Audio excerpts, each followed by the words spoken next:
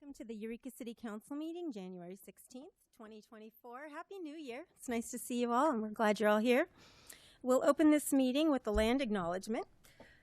The land that Eureka rests on is known in the Wiyot language as Jirojiji. Past actions by local, state, and federal governments remove the Wiyot and other indigenous peoples from the land and threaten to destroy their cultural practices. The City of Eureka acknowledges the Wiyot community, their elders both past and present, as well as future generations. This acknowledgement demonstrates the city's commitment to dismantle the ongoing legacies of settler colonialism. And do we have a report out of closed session, Attorney Luna? Good evening, Mayor. Yes, we do have a report out of closed session tonight on a motion by Councilmember Fernandez, seconded by Councilmember Moulton. The council did vote 4-0 to authorize me to initiate litigation, petition for receivership at 1766 P Street, and Councilmember Bauer recused himself. Thank you. Okay, and if we could get a roll call, please. Mayor Burgell. Here. Councilmember Castellano. Here.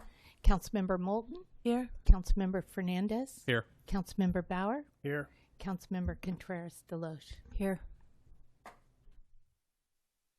Would all who care to join me in the Pledge of Allegiance?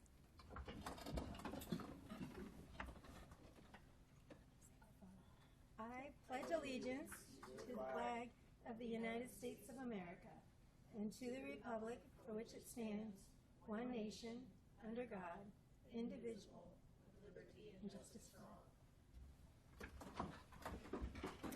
Thank you. Okay, and for our mayor's announcements, I get to read the first proclamation. I'm really excited. Oh, it's on. Joanne, can you hear me? Thank you. Okay, great. I'll speak into the mic. So this first proclamation is for a man who has served our community for 23 years in service. 23. Amazing. And I'm so grateful he's here tonight with us. So this City of Eureka proclamation is in recognition of Chuck Petty this day, January 16th. Whereas the City of Eureka wishes to acknowledge the dedicated service and commitment of Charles Chuck Petty to the Historic Preservation Commission, and whereas Chuck worked on or with the Historic Preservation Commission continuously since 1997 and served ably as its vice chair, and whereas Chuck worked with the other commissioners to promote a community-wide appreciation of our local historic resources in support of their conservation, and whereas Chuck invested personal time to help staff to grow and become more knowledgeable, efficient, and effective at the job of implementing the city's historic preservation ordinance, and whereas Chuck chaired many committees working on state historic preservation office grants and their projects for the commissions, and whereas Chuck advocated for clear and consistent policy on issues ranging from window replacement to demolition by neglect, and whereas Chuck served as a model for others in this meticulous way, he has renovated his historic home, and whereas Chuck led other preservation-focused nonprofits, including the Eureka Heritage Society and the Eureka Theater, and consistently advocated in word and deed for the preservation of significant structures and the conservation of historic neighborhoods. Now I, therefore, Kim Burgell, on behalf of the Eureka City Council, in recognition of Charles Chuck Petty, many contributions to our city and its citizens, do hereby express our deep appreciation for his dedication to the City of Eureka. Come on up, Chuck. Thank you so much. I appreciate you so much.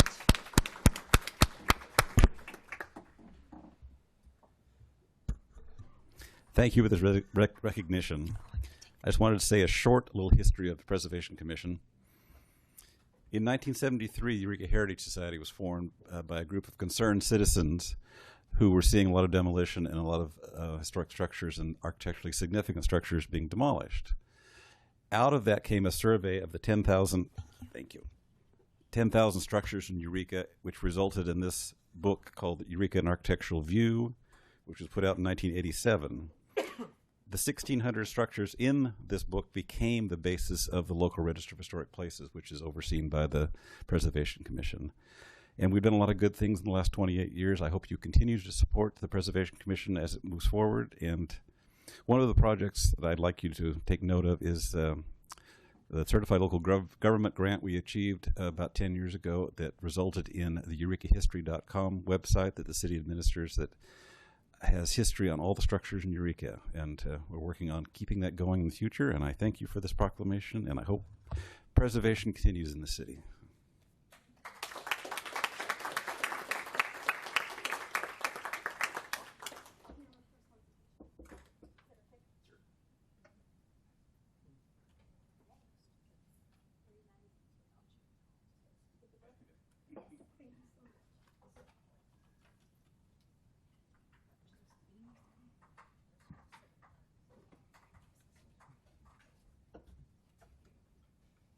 Well, it is a wonderful evening for appreciation, I'll tell you.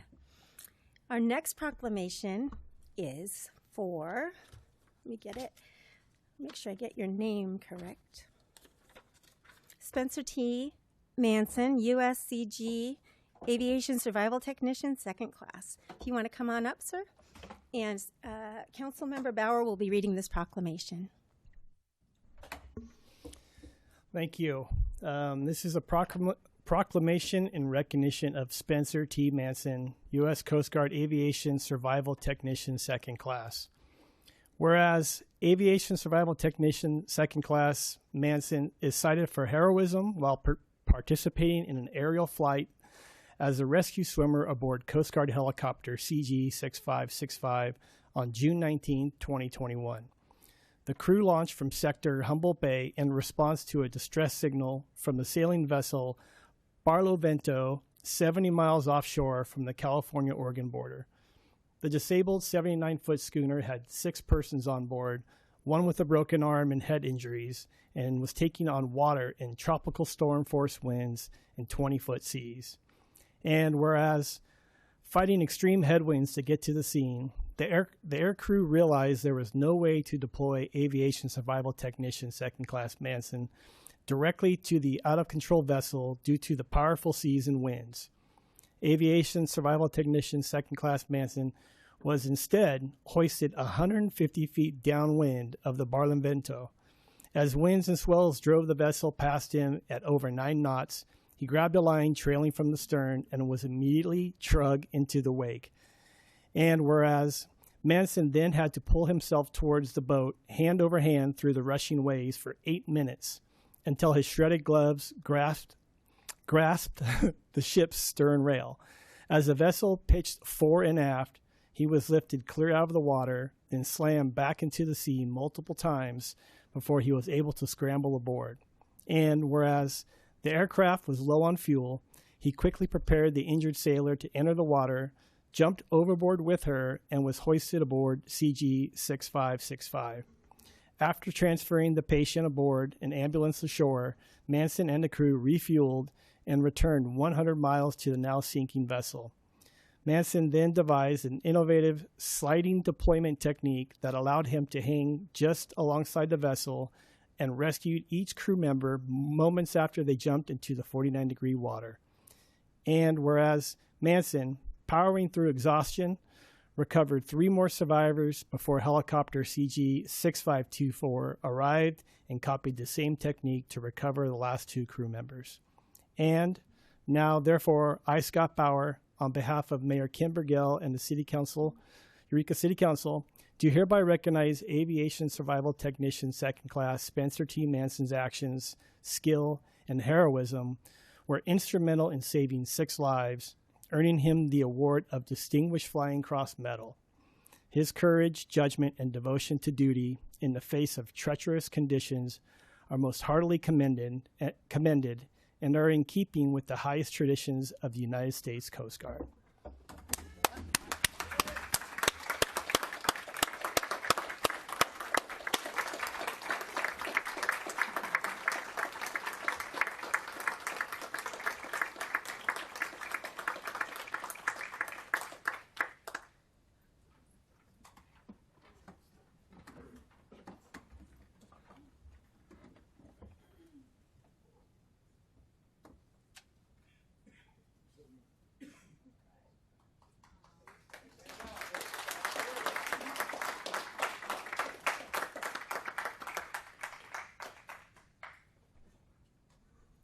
Incredible. Incredible. Whew. That was very moving. Wasn't that very moving? Yes.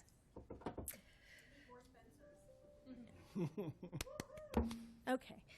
So moving on, we have one more proclamation. And this proclamation is in recognition of National Mentoring Month. Is there someone here to receive this award? Are they on Zoom? Okay. Okay. And Councilmember Moulton will be reading that. Thank you. I'm happy to acknowledge mentors and Mentoring Month with or without someone in chambers. City of Eureka Proclamation in recognition of National Mentoring Month, January 2024. Whereas this year, Big Brothers Big Sisters of the North Coast celebrates 55 years of service to the youth in Humboldt County, Big Brothers Big Sisters of the North Coast recognize that the future of Humboldt County rests on the success of its youth. And whereas a mentor is a caring, consistent presence who devotes time to help a young person develop personal strength and achieve their potential through structured and trusting relationship. Quality mentoring encourages positive choices, promotes self-esteem, supports academic achievement, and introduces young people to new ideas. And whereas research shows that young people matched with a caring adult through a quality mentoring program are 55% more likely to be enrolled in college, 81% more likely to report participating regularly in extracurricular activities and sports, 78% more likely to volunteer, and twice as likely to say they held a leadership position than those who did not have a mentor. Whereas youth development experts agree that mentoring is critical to the social, emotional, and cognitive development of youth, helping them navigate the path to adulthood more successfully. And whereas our community has a number of community volunteers, teachers, and many others who support the mentoring movement and work selflessly to improve our children's odds for success. And now, therefore, I, Katie Moulton, on behalf of Mayor Kim Burgell and the Eureka City Council, do hereby proclaim January 2024 as National Mentoring Month and thank all of our local heroes who participate in quality mentoring programs to equip our youth with the tools that lead to healthy and productive lives. We also call on residents to help close the gap between the availability of mentors and the number of children facing challenging circumstances who would love to spend time with a big brother or big sister. It takes a little to be a big for National Mentoring Month.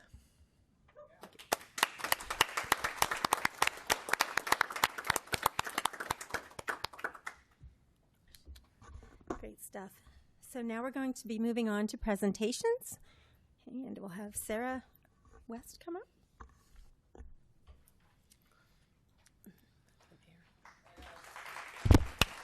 Thank you.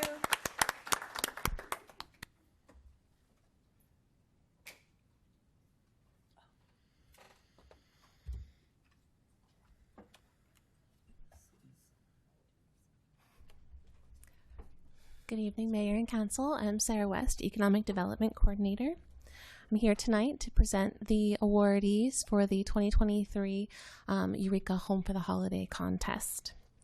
So first, I wanted to thank all of our participants for their hard work in building community and sharing their beautifully decorated homes with all of the community.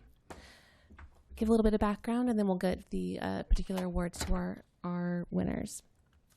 So this is our 4th annual contest. Voting opens the last 2 weeks of the year and goes through Christmas. It's open, participants are in the greater Eureka area. You don't necessarily have to be in city limits. And this year we extended voting through Christmas time, which turned out to be peak voting time. So we will continue to do that in the future. And for the second year, we have an award structure that has a first place, a second place, and a mayor's choice. First place and second place are done by popular vote. There's an online voting option, and then mayor's choice is chosen by Mayor Burgell. So without further ado, let's get to the awardees. Mayor Burgell, may I have your help giving out the awards? And as I call out the different awardees, will you please come up and receive your award? So first, we're going to start off with Mayor's Choice, which was 6094 Myrtle Avenue. Are the Schofields in the audience?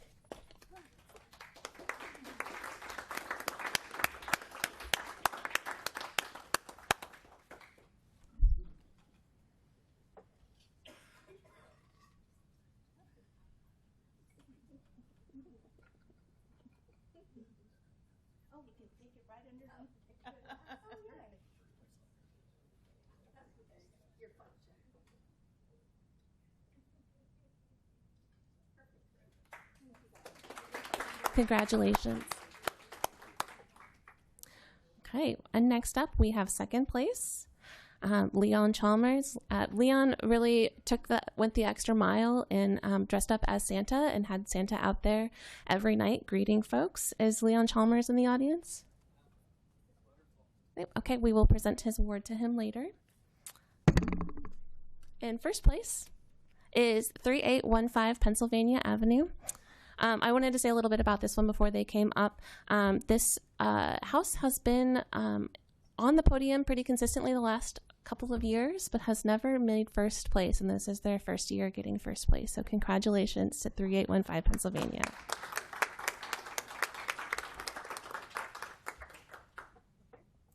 Please come on up.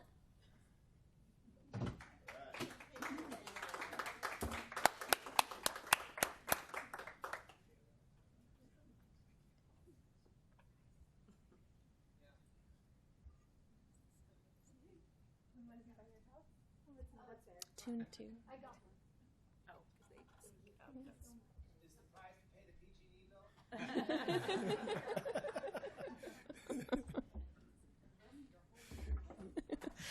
For those asking, the first place prize is a $500 gift certificate to the Eureka business of your choice. Second place is $250, and mayor's choice is $100. All gift certificates. So consider entering next year. And with that, I just wanted again to say a big thank you both to all of our participants as well as the community who came out and viewed all of the homes and voted. So thank you again. Thank you. And I too want to say I went to every house, and I just want to thank everybody for bringing the joy in, right? It's such a dark time, and it's such a great opportunity for us to work together.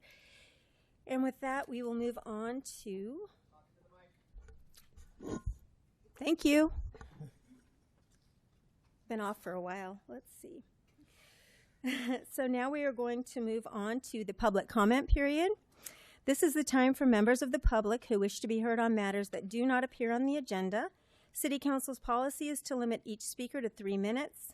Such time allotment or portion thereof shall not be transferred to other speakers. The public will be allowed to speak concurrently with the calling of an agenda item following the staff presentation of that item. Pursuant to the Brown Act, the City Council may not take action on an item that does not appear on the agenda. So if you'd like to come, if you have a comment, if you'd like to come forward.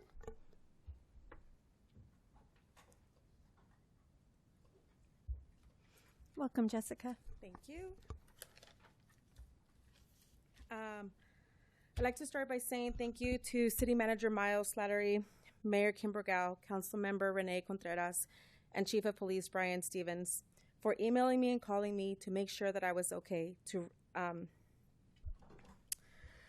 the rest of you, you guys have no idea. I have no idea if you guys read or watched the video that I provided in email to you the day after this issue. So I'm going to read it to you now. Dear Eureka City Council members, Mayor, and City Manager, I hope this message finds you well.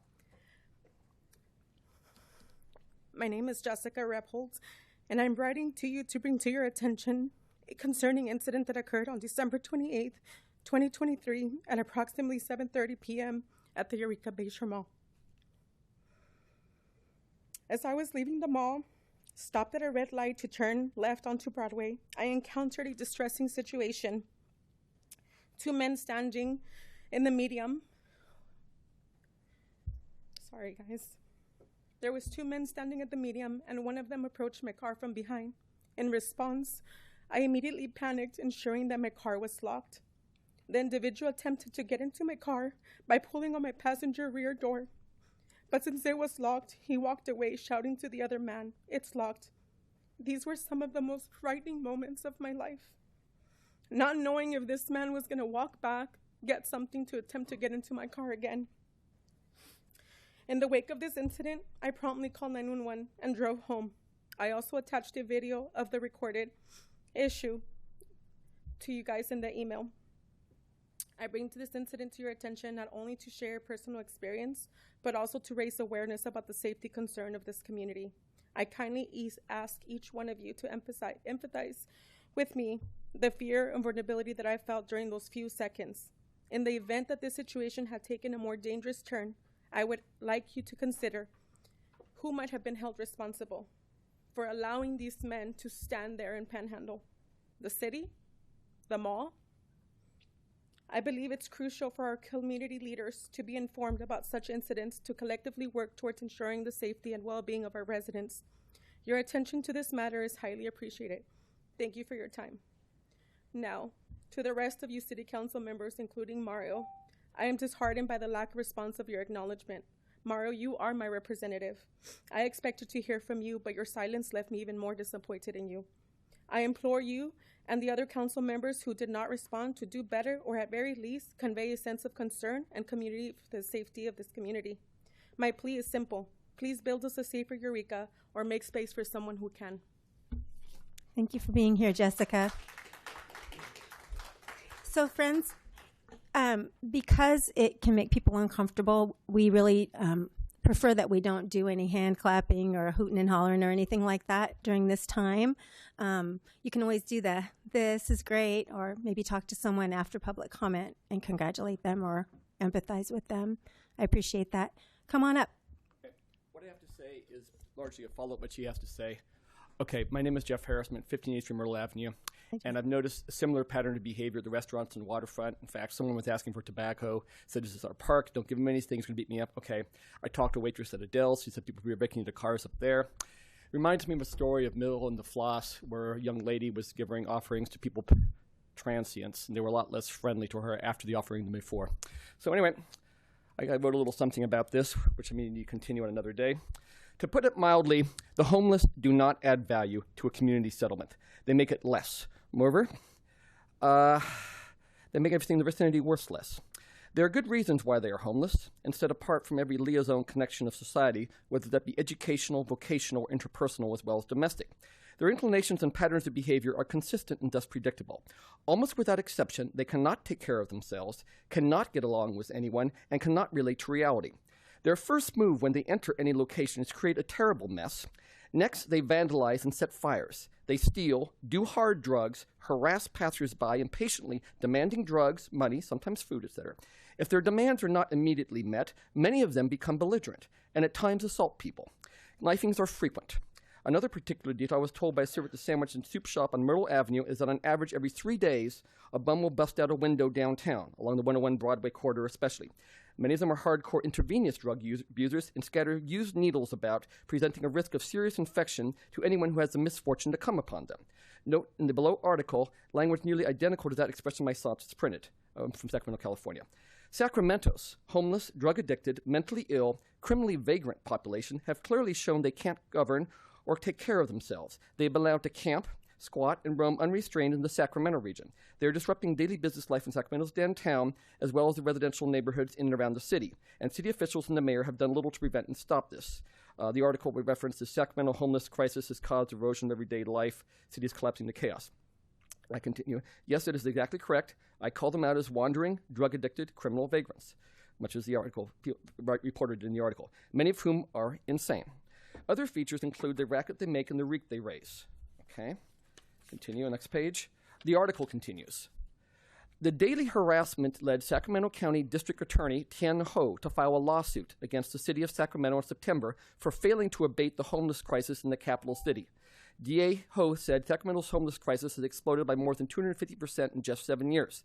DA's lawsuit was filed in tandem with a civil lawsuit by attorney Organov Gavrilov on behalf of Sacramento business owners and city residents to allow the people to have a choice. The two lawsuits will now be consolidated because they are nearly identical.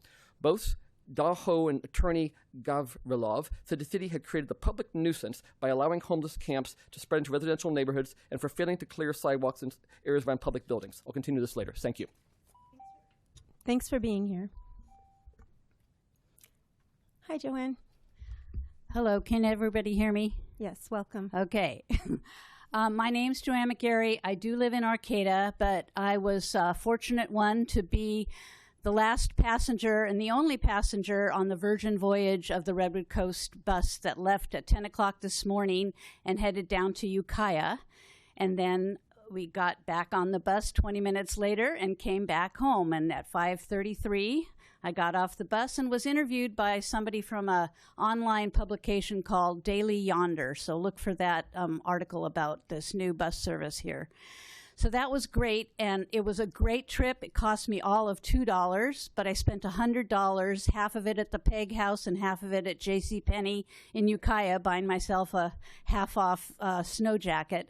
So that was just a wonderful thing. Everybody, the buses are the way to go. Get out of your cars when you can, because the bus is better in so many ways. So that's number one. I speak in threes sometimes. So the second thing I want to say is Eureka put on a really beautiful, for the first time in 4 years, Martin Luther King Day celebration, the NAACP. I was there with my bright and green cake dishes, so it was great to witness. The theme was it begins with me, or it starts with me. So that's what I want to talk a little bit about on my third concept here. After Martin Luther King Day, I'm inspired by him and by Sam and Pearl Oliner, who created many years ago at Cal Poly Humboldt, formerly Humboldt State, the Institute for Altruism and Pro-Social Behavior. And we are so lucky to have such a concept in our community.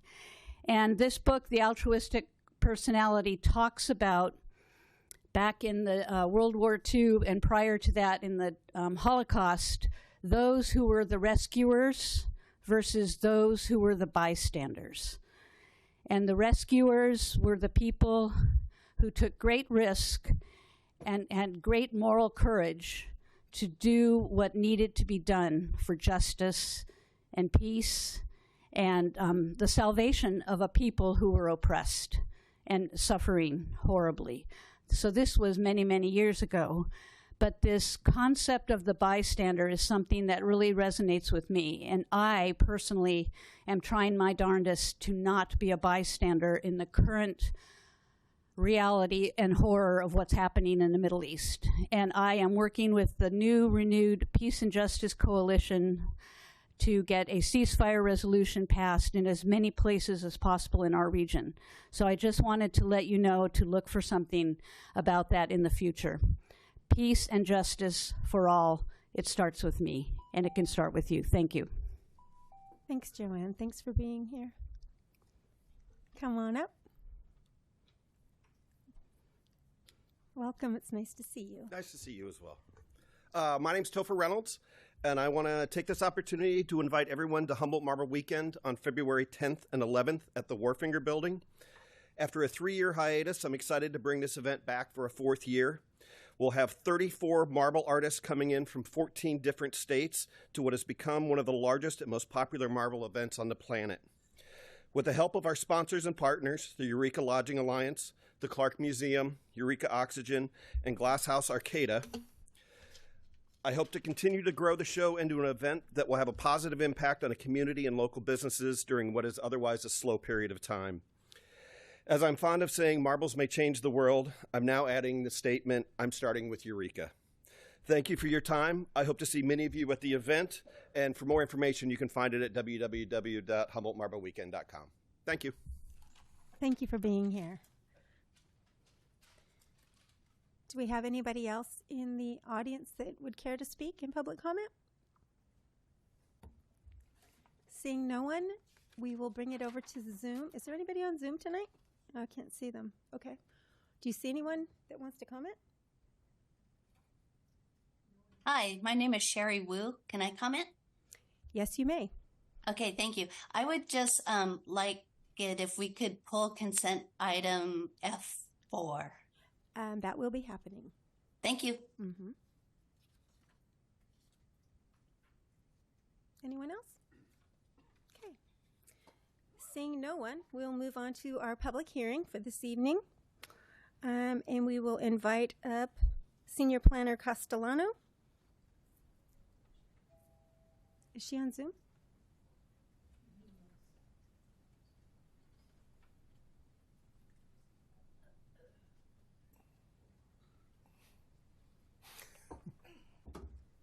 Maybe she just is coming in.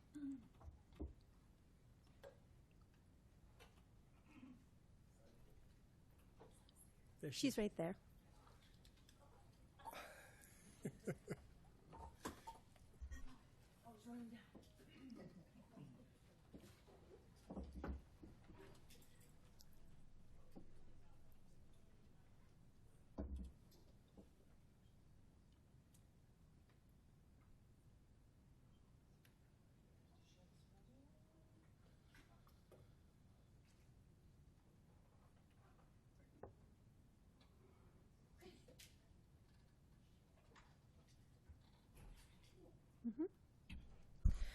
All right, good evening. Caitlin Castellano, Senior Planner assigned to this project. Tonight we are here to review the second appeal of the Carrington Company Lot Line Adjustment Coastal Development Permit at 4775 Broadway, which proposes to adjust the lot lines of 3 parcels, resulting in 3 parcels, and no new parcels are being created as a result of this lot line adjustment.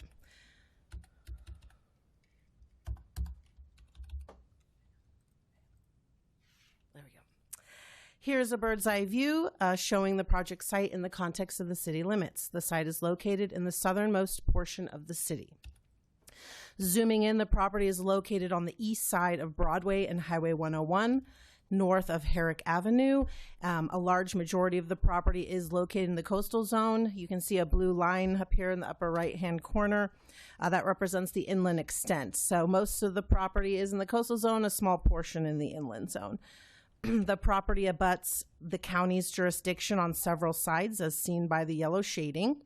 It is comprised of 3 legal parcels, as shown by the blue broken lines, and the red broken lines show the proposed reconfigured parcels, resulting in 3 parcels, and we'll see this map a few more times. Here's the proposed lot line adjustment map. Existing parcel 1 is 54.7 acres in size, and it includes the existing farm-related structures used by Butler Valley for the Carroll Sun Center Farm and Garden Daycare for adults with disabilities, and the majority of the lowland area containing wetlands that we saw before and we'll see again. Existing parcel 2 is 14 acres in size and contains most of the upper terrace area along the eastern side of the property abutting the county. And existing parcel 3 is 15.8 acres in size and contains both a portion of the eastern upper terrace adjoining the county, as well as a portion of the grazed lowland. The description of the lowland and upper terrace areas will make more sense when I show you a map with contours on the next slide. So the lot line adjustment would result in the Butler Valley operation being located on its own 3-acre parcel, which is proposed resultant parcel A. And the low grazing operation would be located on its own 61.3-acre parcel, which is proposed as resultant parcel B, and the larger upper terrace area along the eastern side of the property would be located on its own 20.2-acre parcel, proposed as resultant parcel C. According to the applicant, the purpose of the lot line adjustment is to convey proposed resultant parcel A to Butler Valley, retain resultant parcel B, and continue leasing it for grazing, and potentially sell resultant parcel C in the future. No physical development or new uses are proposed on any of the resultant parcels at this time. So the 85-acre property can be seen as having 3 distinct areas. The small raised terrace circled in yellow at the northwestern corner of the property used by Butler Valley, where the farm-related structures are concentrated. The lowland area of grazed wetlands, and the upper terrace area along the eastern side of the property. Here are the current lot lines in blue, and the lot line adjustment would move the lot lines to roughly separate these areas into distinct parcels, as shown in red. So because the project site is located in the coastal zone, the proposed lot line adjustment constitutes non-exempt development and requires a coastal development permit, also known as a CDP. The CDP is appealable to the California Coastal Commission. The CDP must conform to the city's Certified Local Coastal Program, also known as an LCP, and based upon the findings and analysis included in the director's staff report, which starts on page 44 of attachment 4 to your agenda summary, the director approved the CDP subject to 3 conditions, 2 of which are intended to limit impacts to coastal resources, including condition 2, limiting future development in the wetland environmentally sensitive habitat areas on resultant parcel B through a deed restriction, because After the lot line adjustment, there is no clear upland, and we need to ensure that the lot line adjustment does not create a new need or right to fill wetlands as a result of creating a parcel without a developable upland footprint. And condition of approval 3 is to ensure that resultant parcel B maintains legal access over resultant parcel A. So it could be continue to be used for grazing since it will not have its own access after the lot line adjustment.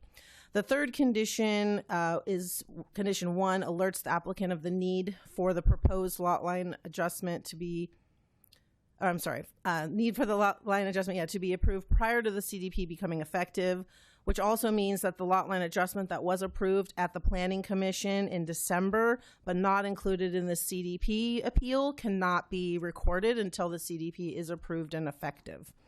The full text of the conditions of approval, as well as analysis on conformance with the certified policies of the local coastal program, can be found in the director's staff report and resolution starting on page 44 of attachment 4. However, I do want to provide some more context and a little more information on why there's a deed restriction included for resultant parcel B and not the upper terrace resultant parcel C.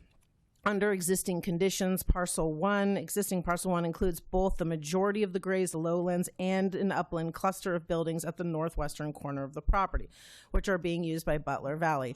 This lot line adjustment would carve off the upland portion of existing parcel 1 at the northwestern corner, turning it into resultant parcel A, leaving resultant parcel B, which is all the lowland, without any clear uplands.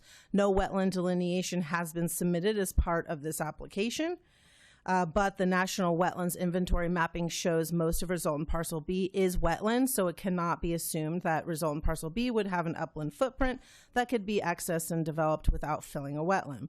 So we conditioned it to record a deed restriction on resultant parcel B to ensure that the lot line adjustment is not creating a new need or right to fill wetlands as a result of creating a parcel that doesn't have a developable upland footprint, like I said in the previous slide.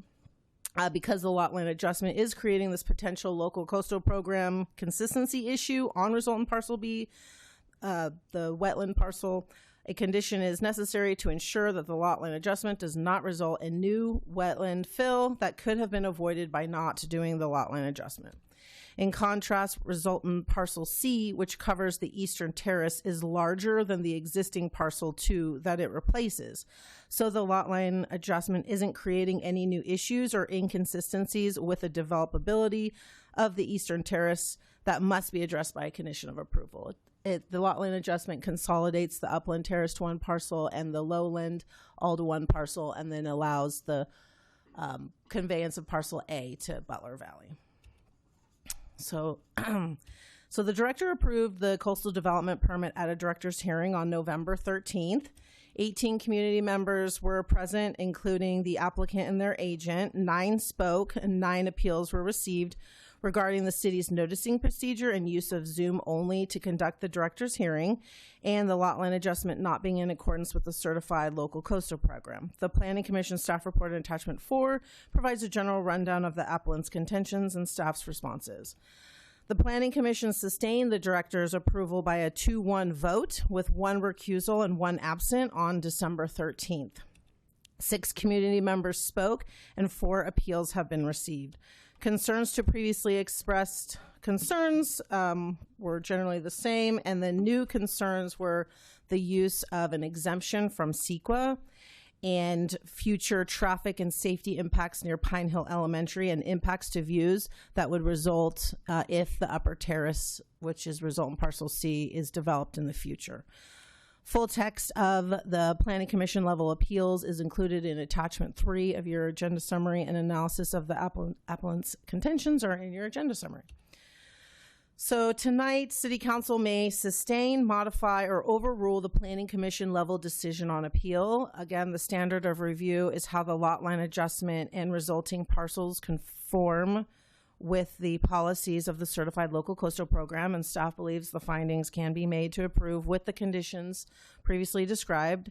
And full analysis to make the required findings, again, is included in the director's staff report, the findings are on pages 48 through 75 in attachment 4. And if council sustains and approves the lot line adjustment coastal development permit tonight, your decision is appealable to the California Coastal Commission. It's important to note that any future development on any of the resultant parcels must be consistent with the current coastal agriculture land use zoning designation, and it requires its own CDP and environmental review.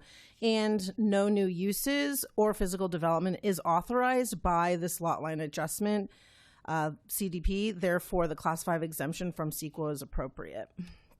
So the recommendation, for these reasons presented today, included in the agenda summary and included in the director's report, as well as the Planning Commission report, city staff do believe that the proposed project, as conditioned by the director's approval and then sustained by the Planning Commission, is consistent with the city's certified local coastal program. Therefore, the recommendation is to hold a public hearing and adopt a resolution finding the project is exempt from CEQA and sustaining the Planning Commission's conditional approval of the coastal development permit for a lot line adjustment at 4775 Broadway. Myself, as well as the applicant and their agent, is available for questions. And I do have a suggested motion, but we'll stop screen sharing for the discussion. Thank you. Thank you. And would the applicant care to make any comments this evening? Welcome. Hello, thank you. My name is Mike O'Hearn. I'm a land surveyor. My company, Kelly O'Hearn Associate, is the agent for the Carrington Company. We did the parcel research and the mapping for this lot line adjustment. Staff did a great job of summarizing this lot line adjustment. I really don't need to repeat what they said. I'll just sort of maybe summarize part of it by saying we're starting with 3 parcels and ending up with 3 parcels. No new parcels are being created and no development is being proposed. The Carrington Company wants to create resulting parcel A for a donation to the Carroll Sun Center. Mr. Carrington has a personal interest in helping people with developmental disabilities and is willing to give this land to the association. So that's the main purpose of the lot line adjustment, but in moving the parcel lines around, it made sense to make the lines fit the ground, basically. We have parcel A for the center I was just talking about, parcel B, which is the grazed wetlands. There is no building site there. Conservation easement will be granted to ensure that. And then parcel C, which is the upland. The parcel C is configured quite similar to what's there now, except that 2 parcels comprise the upland, and after the lot line adjustment, 1 parcel would comprise the upland. So it seems to me it's somewhat of a better situation for people who have concerns about that area.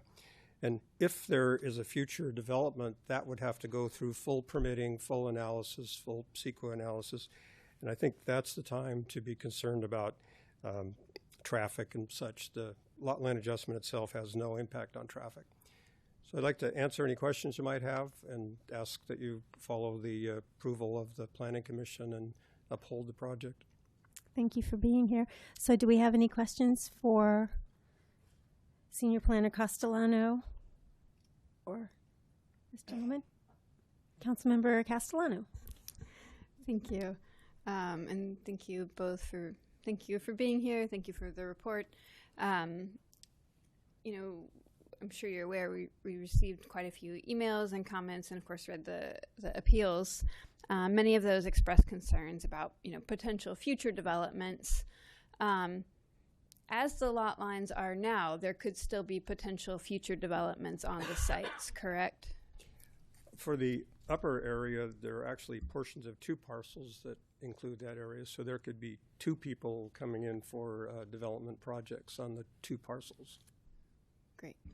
Yes, that is correct, but it would have to be developed consistent with the coastal ag zoning designation. Great. And so, and just a follow-up question, whether the property lines change or not, if there are future developments, there would still need to be kind of a similar process followed in terms of going through the Coastal Commission and such. Great. Thank you. Thank you. Questions? Okay. Thank you so much you. for being here. Seeing no one with any more questions, we will open this up to public comment. Is there anyone from the public who would like to comment on this item? Mayor Burgell will be opening it up for a public hearing. Yes, we will be opening it up for a public hearing. I don't know why can you hear me in the back? I have been, but okay, thank you. Come on up. Anybody on Zoom? Yeah, Great. welcome. My name is Eric Bloom. I'm a retired game warden and park ranger for the California Department of Parks and Recreation. And my first question is, what is Carrington Company? So I'm sorry, you need to direct your comments to council. What is Carrington Company? And we can answer that after the meeting, or it may come back when we do comments. All right, so it's my understanding Carrington Company is a development organization. And in fact, they're one of the largest development organizations in the West of the United States. And thanks to the city, we've made it one step easier in the development. This parcel is an important parcel because it's wetlands, but no longer is it wetlands because you've divided off the wetlands and created Upland Terrace. I'd like to invite you to come down and listen to what's going on down there right now. The frogs in the wetland there are so deafening that you could barely hear yourself talk. And I know that most of the frog species there are tree frogs. So where are those tree frogs going to go when the terrace is developed? They won't. They won't have a place to go because the habitat has been divided and developed. And a number of times Carrington Company says there's no plans for development. Well, I'm sorry. I don't want to throw anybody under the bus. But we were kind of married into the company for a while. And we know full well there is a plan to develop the Upland Terrace. And it's a quite large development. And we just want to let you know that the city planning is numerous times talks about how they want to go forward with planning and development in the city. And they want to protect these habitats and further enhance them. And this is in direct contradiction to the city's plan. So we'd like you to consider our appeal and not let this go through. We think it should stay one parcel, including the wetlands, and have it protected. Thank you.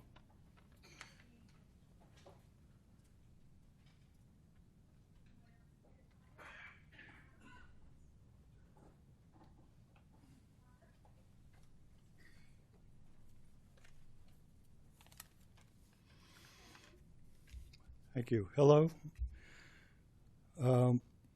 My name is Steve Sader. I co-own with my wife and daughter the property at 875 Eureka Street. I'm a retired forest ecologist. And we, speaking for my wife and daughter, are opposed to the lot line adjustment proposal, primarily because it will not lead to enhancement and maintenance of the environmental protection values, including sensitive habitats, wildlife fisheries habitat, hydrological function, and Native American cultural values, and the goals and provisions of the Coastal Zone and Elk River Estuary Protection plans governing this property. It will likely lead to the opposite effect. We believe that the primary motivation for the Carrington lot line adjustment proposal is to sell and develop Parcel C. So let's read between the lines on Parcel C, no pun intended. Parcel C approval will expand this parcel by approximately 5 acres. Why? Of course, to make it more attractive for development. Development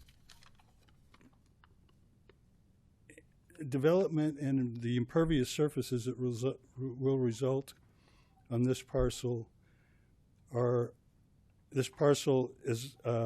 has conditions that show already compaction due to previous animal grazing, and development and the addition of these impervious surfaces will be detrimental to the environmental sensitive habitat area, wildlife, fisheries, quality, hydrological function.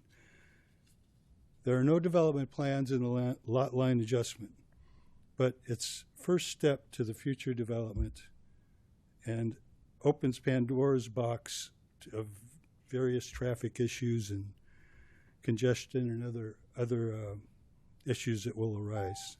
So to reiterate, we oppose because the lot line adjustment will lead to detrimental environmental values and provisions that the coastal zone and estuary plans are intended to protect. Thank you. Thank you so much for being here. Is there anyone else in? Hello. Welcome. Good evening. My name is Ken Canepa. I live at 5036 View Lane, Eureka, California. It's actually in the county, but the back fence is Eureka. I oppose the Carrington Company lot line adjustment coastal development permit because of the following. Streamlined Planning Consultants July 26, 2012 report is over 12 years old. There was an active osprey nest now, but 10 years ago there wasn't. This Streamlined Consultant document was included in the notes. It has been stated that no development on the upper parcel C is planned, but the Streamline report describes 4 lots that were in the upper parcel that they wanted to do. Access to parcel C would be at Vance and Eureka, which you saw the picture. It's a busy, narrow corner. There's an elementary school or Pine Hill School close by. A lot of children walk through that area. There's going to be increased traffic if that happens. The view from the houses on View Lane would be obstructed, and hence the property values would decrease, as would the surrounding properties if there were development up there, especially a lot of development, which could happen. This property is a highly sensitive coastal habitat, which the California Environmental Quality Act protects. Also, the Wyatt Tribe's Adam Cantor voiced his concerns regarding this lot line adjustment coastal development permit. In closing, I've lived next to this property for 47 years and worked next to it. I've seen various owners of the parcel, starting with the Liebers. There's more wildlife now than in the 70s, tremendous amount of brant. This coastal development permit does not preserve and enhance open space, forest, agricultural, and other habitat resources. I am opposed. Thank you very much for your time. We appreciate you being here.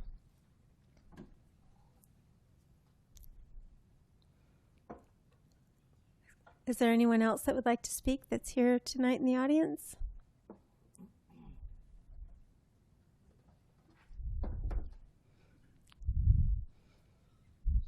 Hi there, welcome. Hi, I'm Dr. Cynthia Ledoux Bloom. I am a fisheries scientist retired from the California Department of Fish and Wildlife, and I spent my career actually doing restoration in Mendocino in southern Humboldt County, focused on juvenile salmonid habitat. And I want to tell you, I apologize for the written notification that I've submitted. I really did a poor job in really describing how important this habitat is. We talk about taking away the upland habitat, where we've got a very rare, which is a freshwater seasonal lagoon in that area that during the summer is used as cow pasture, but the rest of the time of the year it's mostly a lake.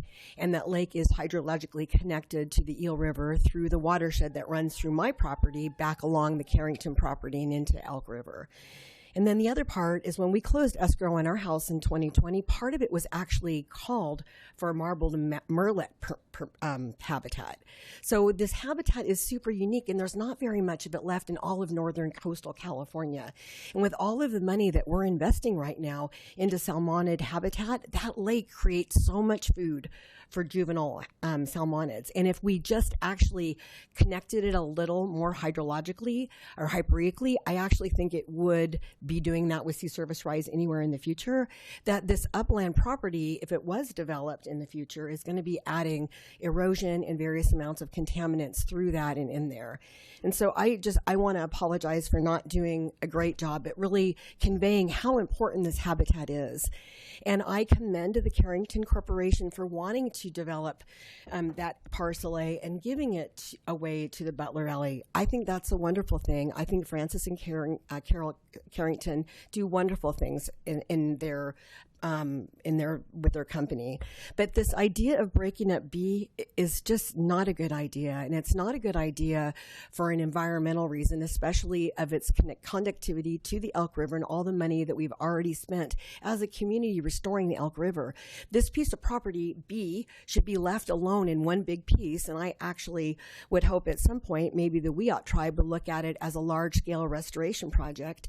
And the city of Eureka would consider taking this piece and adding it on to the Elk River as well. It's super important habitat. And then lastly, there's no part of dividing parcel B and C together that conforms with the LCP.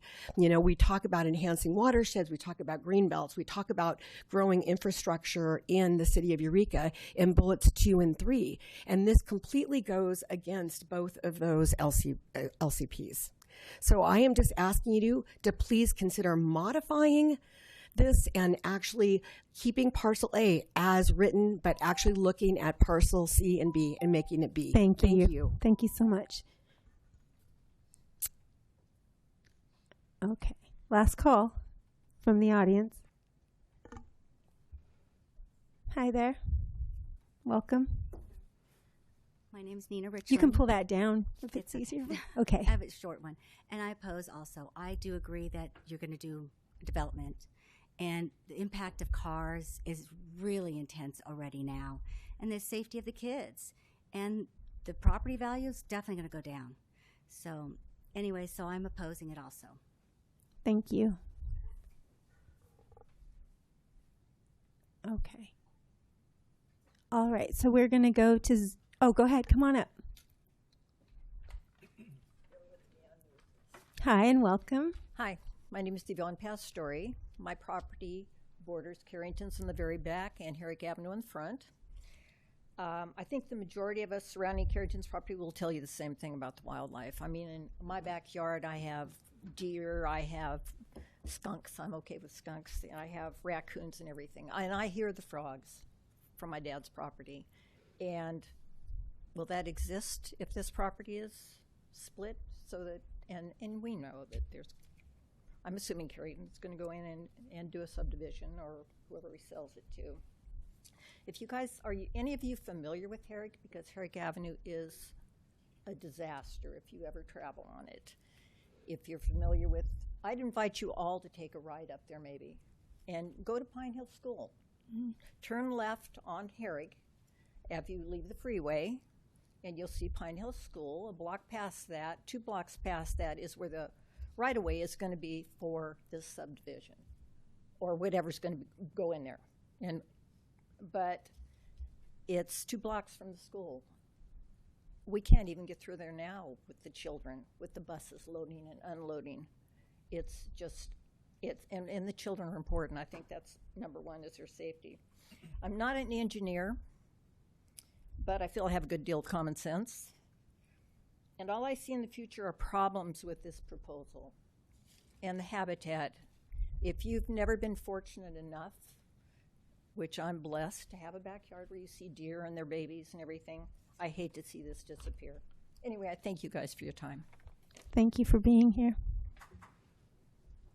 Okay, so we will open, is there anybody on Zoom?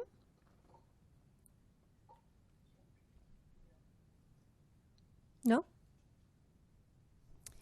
Would anyone on Zoom care to unmute and speak on this item?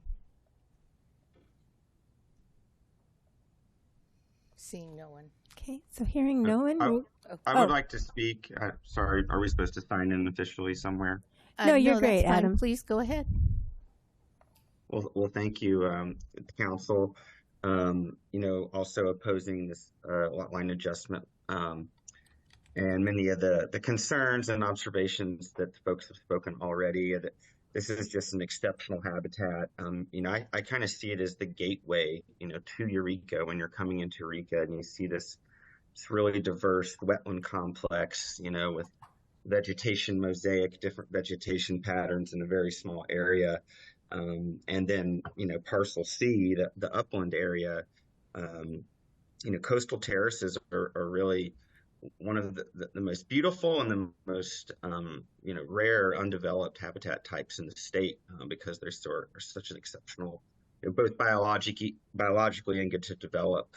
The upland parcel, as Humboldt Bay begins to experience greater rates of sea level rise, it's not many places where we have both lowland habitats that connect to intact upland habitats that allow for plants and animals to be able to migrate inland with sea level rise, and for habitat to really places that habitat can take refuge during storm events.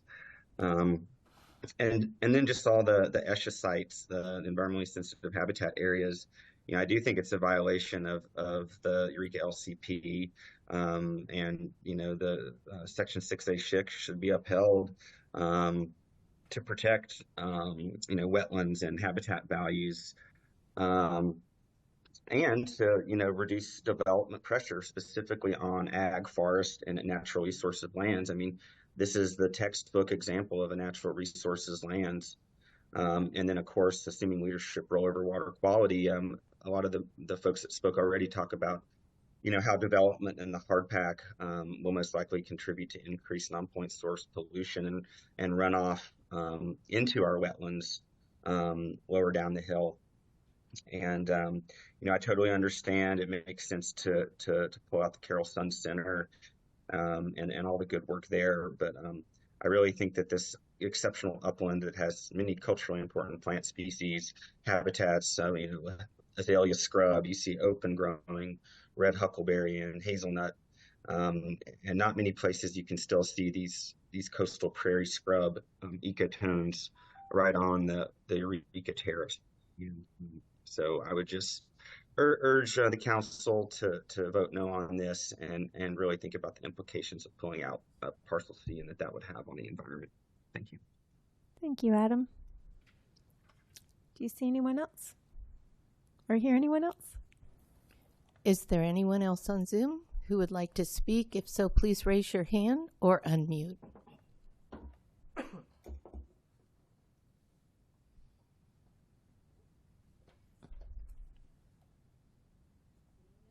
Okay, seeing no one, we'll bring this back to council. We'll close the public comment and bring it back to council for comments and potentially a motion.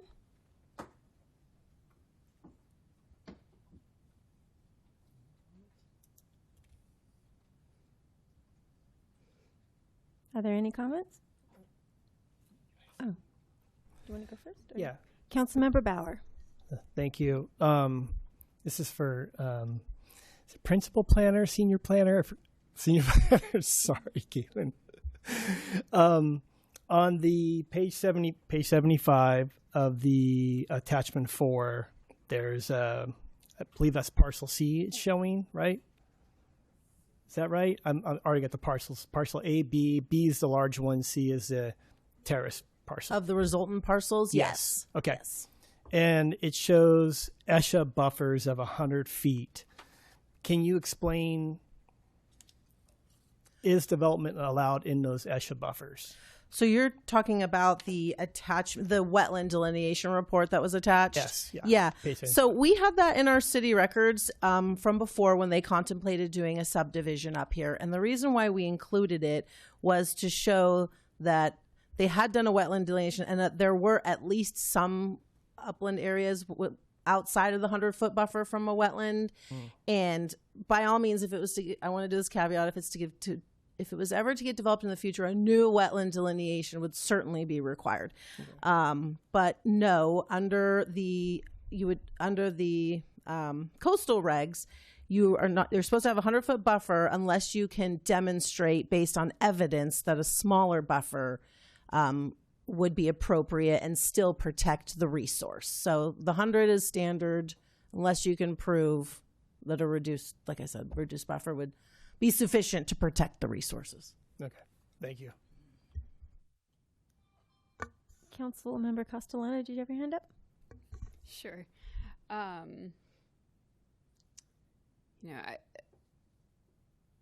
appreciate the comments and the concerns, and my biggest concern here in hearing folks here tonight is that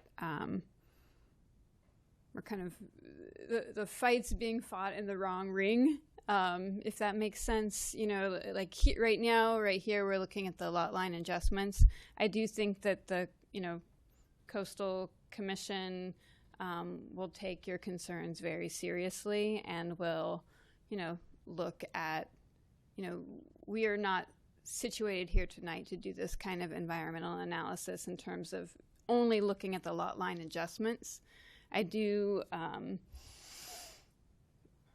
think that regardless of the line adjustments, in some ways, I think moving forward with this, could potentially push it into, a renewed review of really looking at the habitat there.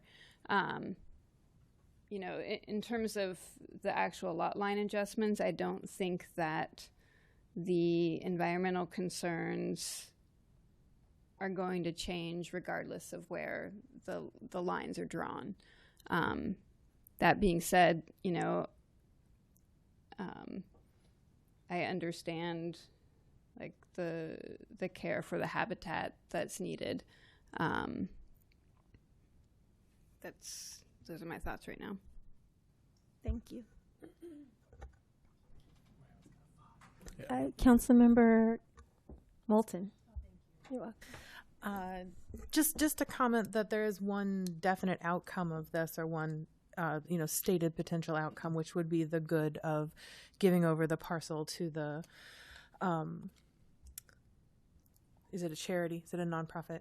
To the care home? Yes, that's something that would be a definite outcome of this. Whereas the future development, I feel like we have to trust the process and give the benefit of the doubt that what's going to be done in the future, if something happens in the future, it would be done in a way that is responsible and in compliance with the law. Thank you. Councilmember Fernandez? That's kind of where I am in my thought at the moment, because I'm taking into consideration procedurally where we are, and that this is just a lot line adjustment. And I understand the hesitation and the concerns around potential development, because I'm not under any illusion that there may be development. That's the way it's kind of being carved out. There's nothing to avoid that. But to say that we can't allow this because something may happen in the future is where I'm reluctant to say absolutely not. Because we do have those procedures in place. We do have CEQA in place to make those decisions, because it will be coming back to us. Well, not necessarily each one of us, depending on where things are in the future, but that the council will have that purview. The Planning Commission will have that oversight of how things are developed. And so I'm inclined to say that we move forward with the approval of the lot line adjustment at this time. Is that a motion? Yeah, if it's a motion, then I would approve staff's recommendation. Councilmember, well, we need a second first if anybody's. I was going to second. Oh, great. Did you have a comment? No. Any further comments? Okay, we have a motion and a second. Please vote.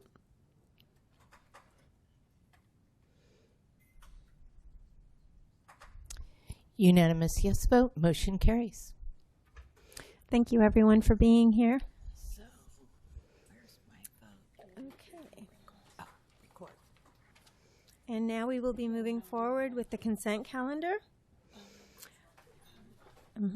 So, hold on. So, all matters listed under this category are considered to be routine. And then I just want to appreciate everybody for being here. Thank you.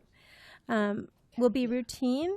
And by the City Council and will be enacted by one motion pursuant to Council Resolution 2011-22. If a member of the public would like an item on the consent calendar pulled and discussed separately, the request shall be made to a council member prior to the meeting. Unless a specific request is made by a council member, the consent calendar will not be read. There will be no separate discussion of these items. So we have had a council member prior to this meeting pull F4. And can we get a motion to move to approve the consent calendar without item F4? F4. Second. Please vote. Unanimous yes vote. Motion carries. Thank you. And I believe Councilmember Castellano? Yep. I'll be recusing myself for F4. Thank you. So F4 is the Humboldt Asians and Pacific Islanders Letter of Support. And who will be speaking on that? That would be me. Our City Manager Slattery. I think you had another name last time. What was it? I don't recall. Okay, neither do I. I'm sure I had Anyway, more than one. Director Slattery. Good evening, Mayor and Council. This item before you is a letter of support for Humboldt Asians and Pacific Islanders. This is the local organization that has worked with city staff on the memorial for the Chinese expulsion. They have applied for a community grant to help support that project. And so staff has put together a letter of support for their grant application to make it more competitive. And we're recommending that staff approves the letter of support and have Mayor Brigel sign the report on behalf of City Council. If you have any questions, I'm available. So do we have any questions for City Manager Slattery? Okay, seeing none, we'll open this item up for public comment. Is there anyone in the audience who would like to speak on this item? Seeing no one, we will go over to Zoom. And I see Sherry? Sherry Wu, yes. If you want to unmute, Sherry. Oh, okay. Can you hear me? We can, thank you. All right, great. Thank you. Oh, yes, I just wanted to, well, first of all, I'm Sherry Wu, and I'm a member of the steering committee, the steering team of Hoppy. And I just wanted to thank the city council and also city staff for being so supportive of not just this monument project, but of all the other projects that have been a part of the Eureka Chinatown project. And that would be the interpretive panels, the renaming of Charlie Moon Way, the mural, and of course the tours that we've been giving. The city and city staff have just been so wonderful and so supportive. Want to just really have a big shout out to you guys. There is a what do they call it? Headline Humboldt on Keat TV, and if you guys want to see the most recent one, you can also see on TV. Another shout out to you guys. But thank you. Thank you. Do you see anyone else on Zoom? I do not. Okay, seeing no one, we will bring it back to council for comments and a motion. Councilmember Bauer? I motion to approve item F4, Humboldt Asians and Pacific Islanders Letter of Support. Second. Great, we have a first and a second, or a motion and a second. Please vote.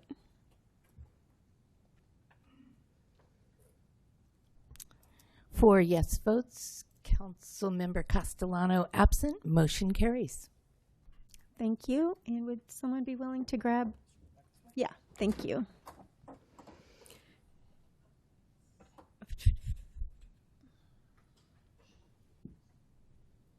Thank you. And with that, we will move on to legislative action correspondence. Is there any legislative action we need to discuss this evening? It's on its way. No? Okay. It's coming our way. So we will move on to ordinances and resolutions. We will be looking at H1, the 2024 salary schedule, with Human Resources Director Folger.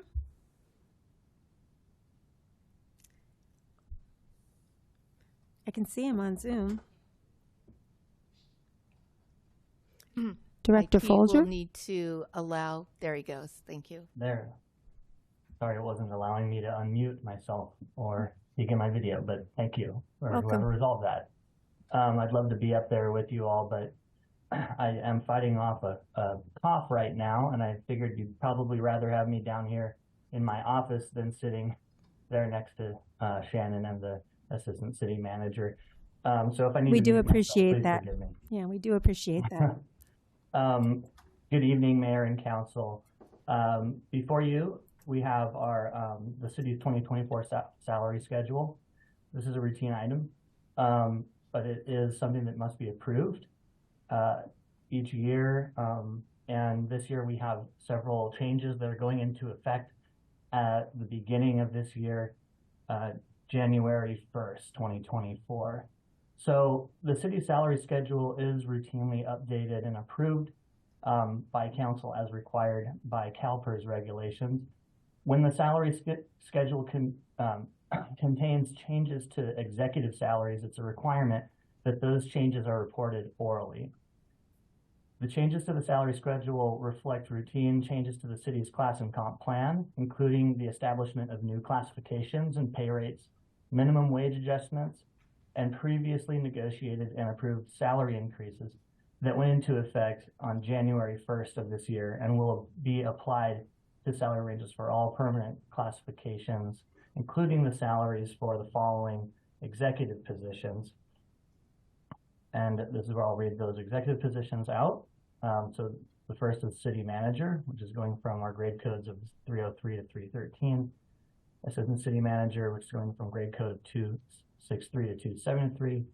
Public works director, grade code 257 to 267. Development services director, community services director, finance director, and HR director, which are all in the same grade code and going to GC 251 to 261.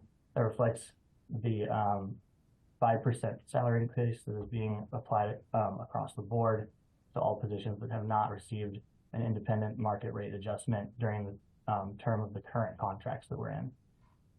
So in conclusion, staff recommends that the city adopt a resolution approving the city's updated salary and pay rate schedule for all regular, full-time, part-time, and temporary position titles and classifications to reflect routine changes in class and comp, and to reflect the base wage increases that I just explained that have occurred effective January 1, 2024. Thank you, and I'm available if you have any questions. Thank you. Do we have any questions for Director Folger?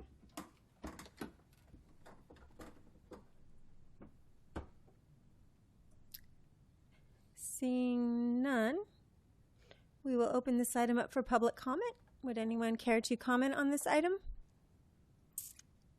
In-house? Seeing no one, do you see anybody on Zoom? Great. Okay. Seeing no one, we'll bring it back to council for a motion and a vote and potential comments.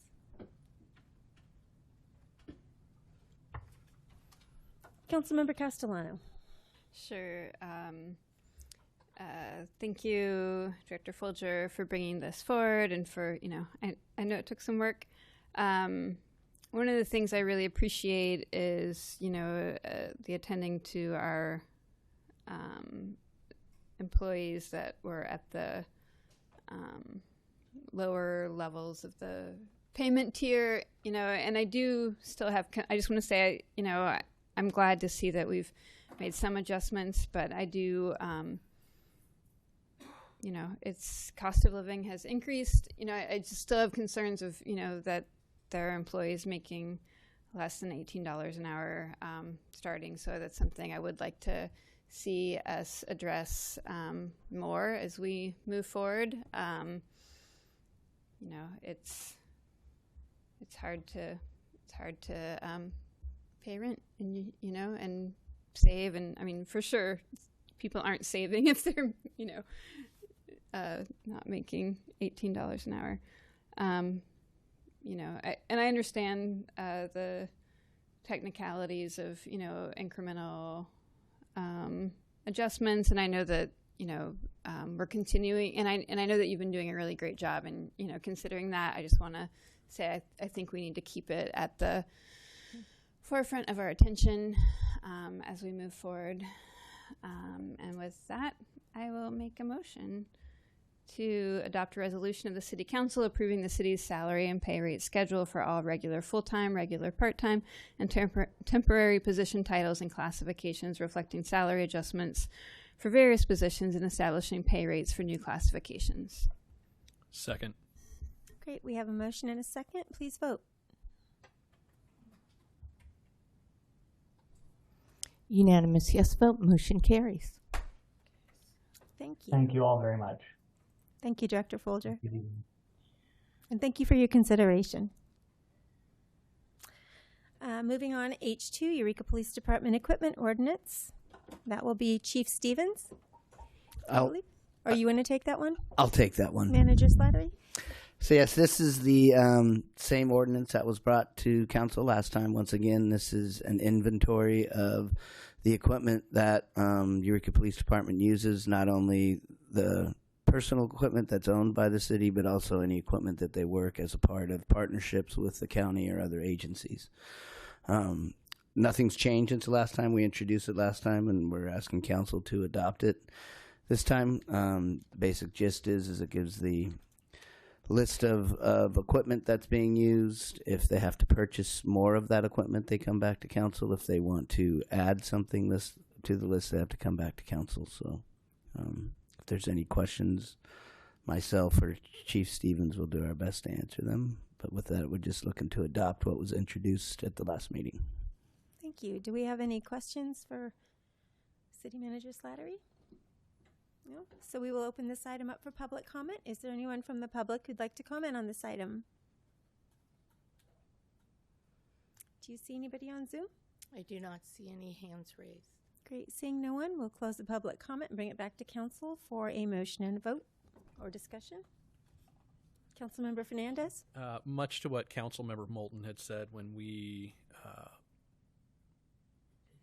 introduced, right, because we didn't approve, that's the word I was looking for, thank you, introduced this at a previous meeting. I appreciate the attempt to bring this more to light so we have an understanding of the use and a timeline for when it's explained how and when and why these materials may be used by law enforcement in Eureka. So I appreciate staff putting this together. Great. And did you have a motion? Yeah, do I have to find it and say it correctly, or can I just say move staff recommendation? This one you have to read. Yeah, okay, give me a second to find that then. If you can do it, I'll second it. I will. Thank you, Councilmember Castellano. Make a motion to waive full reading and read by title only and adopt Bill number 1033-CS, an ordinance of the City Council of the City of Eureka, adding Eureka Municipal Code Chapter 104, Sections 104.01 through 104.08 for the military equipment use of Title 9 General Regulations. Okay, so we have a motion. Second. You just didn't want to read that whole thing, huh? Great. So we have a motion and a second. Do we have any further comment? Seeing none, let's vote. Oops. Unanimous yes vote. Motion carries. Okay, thank you. So we're going to move on to reports and action items. So we're going to be talking about Measure A opposition letter. Is that you, City Manager Slattery? Yes, it is. I believe Councilmember Bauer would like to. Yeah, Mayor, I have to recuse myself. Okay. Thank you. Great, thank you. Okay.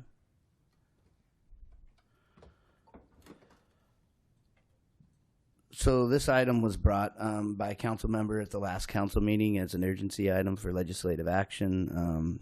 They were contacted by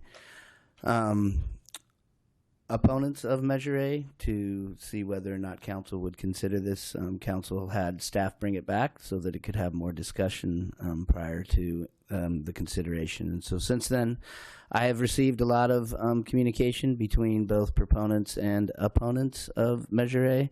I have forwarded all the information that I have received to council for consideration as well, and I believe that council has received information that I necessarily did not get. That didn't make it into this agenda packet because we were continually to receiving the information after it came up, and this is also a county ballot measure that has been through multiple public processes, not only with the county, but also through a forum that was held in Arcata regarding this. So I'll just give a brief overview of some of the talking points for opponents and proponents of Measure A. From the proponents of Measure A, they're saying Measure A will protect rivers, streams, and wildlife. They're saying it'll add a goal to the general plan supporting small-scale, high-quality cannabis cultivation. They're saying that it'll discourage future large-scale farms by limiting it to 10,000 square feet for new permits, limit the number of permits and acreage under cannabis cultivation. It will protect vested rights and property rights, improve public participation and official accountability, and it'll support effective enforcement. On the other hand, some of the talking points by the opponents or people that are concerned with the measure, they're saying the definition of expanded would result in the ballot measures being applied to existing permit holders anytime the number, size, or structures used in connection with cultivation. This will preclude modifications of the site even for environmental protection. It caps the cultivation area to 10,000 square feet, which they feel is arbitrary, especially when in other parts of the state cultivation size are over 100 acres. They will make those grows that are greater than 10,000 square feet or those grows that prohibit the mixed light and indoor cultivation being legal non-conforming, which means that the site cannot be modified. The permit term and renewal limitations of the ballot measure would greatly increase the costs of a permit. The public notice says that the ballot measure, when it becomes effective, it'll impose caps that have already been met. And then the final ballot bullet point that I received is that the ballot measure will require that any amendments to the cannabis code for the county be changed through another ballot measure, which in the industry being dynamic and changing could make it difficult to adapt with those changes. So with that, that's what I have for bullet points. If there's any questions, I'll do my best. I'm no expert in this ballot measure, but I will do my best to answer them. Thank you. Do we have any questions for City Manager Slattery? Okay, seeing no one, we will open this item up for public comment. Is there anyone from the public who would like to comment on this item? Hi there, welcome.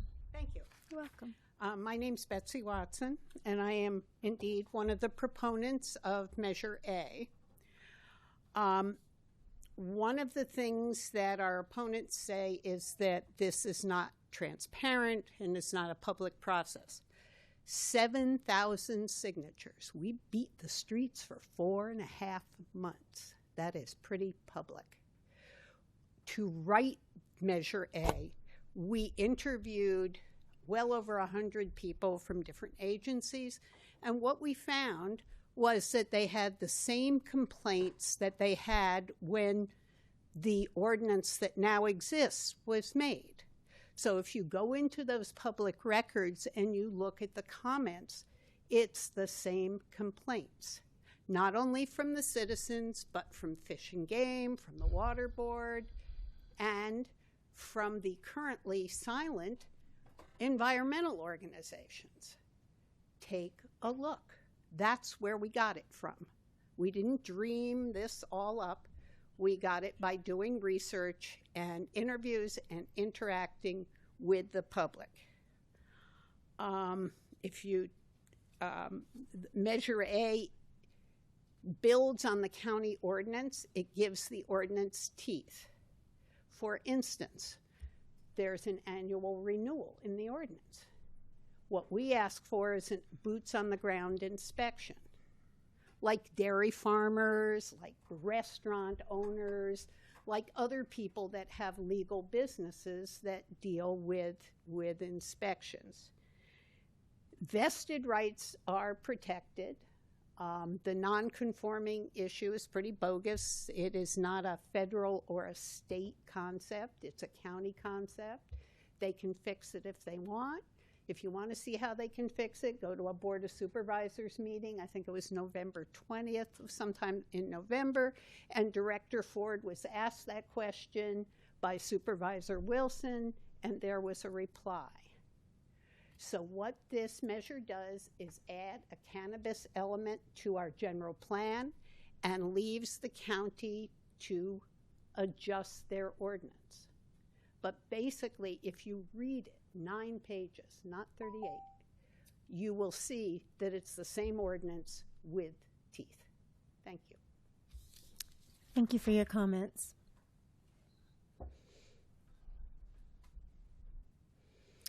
Hello, nice to see you. Welcome. Good to see all of you. It's good to be here. I barely made it. I had a city council meeting in Blue Lake and was listening on the phone and got here just in time. I feel quite closely with Scott Bauer, who's not up there right now, in the meetings that the county had regarding this issue. And again, today I called John Ford and said, well, you're not going ahead and addressing the concerns of the Fish and Wildlife Department, which seems to have been an ongoing thing. And it's really sad to see those concerns. I'm a big environmentalist. Some people may not understand that. I fund litigation for environmental issues, and I also have a pretty good crystal ball.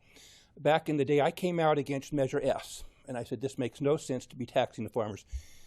Now, of course, they're going down under. I mean, people understand that, and it's sad to see.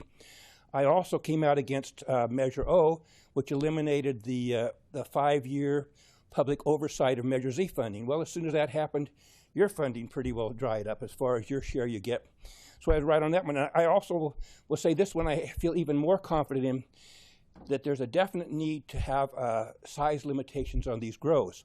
The growers were given an opportunity back in November to come up with an alternative method of doing this for an alternative initiative, but they didn't want any regulation. And my fear is the biggest of the big, I guess some of you have heard of Reynolds, a few other things. They have other things, and they're coming here to take over what you're doing here. And now that this is probably going to be legalized at the federal level, you're probably going to see a good share of your business dry up. The reason being is me being a businessman and can understand what's happening. If you're able to sell your product for 36% less than your competition, that's a hell of an advantage. And of course, that's what the excise tax is.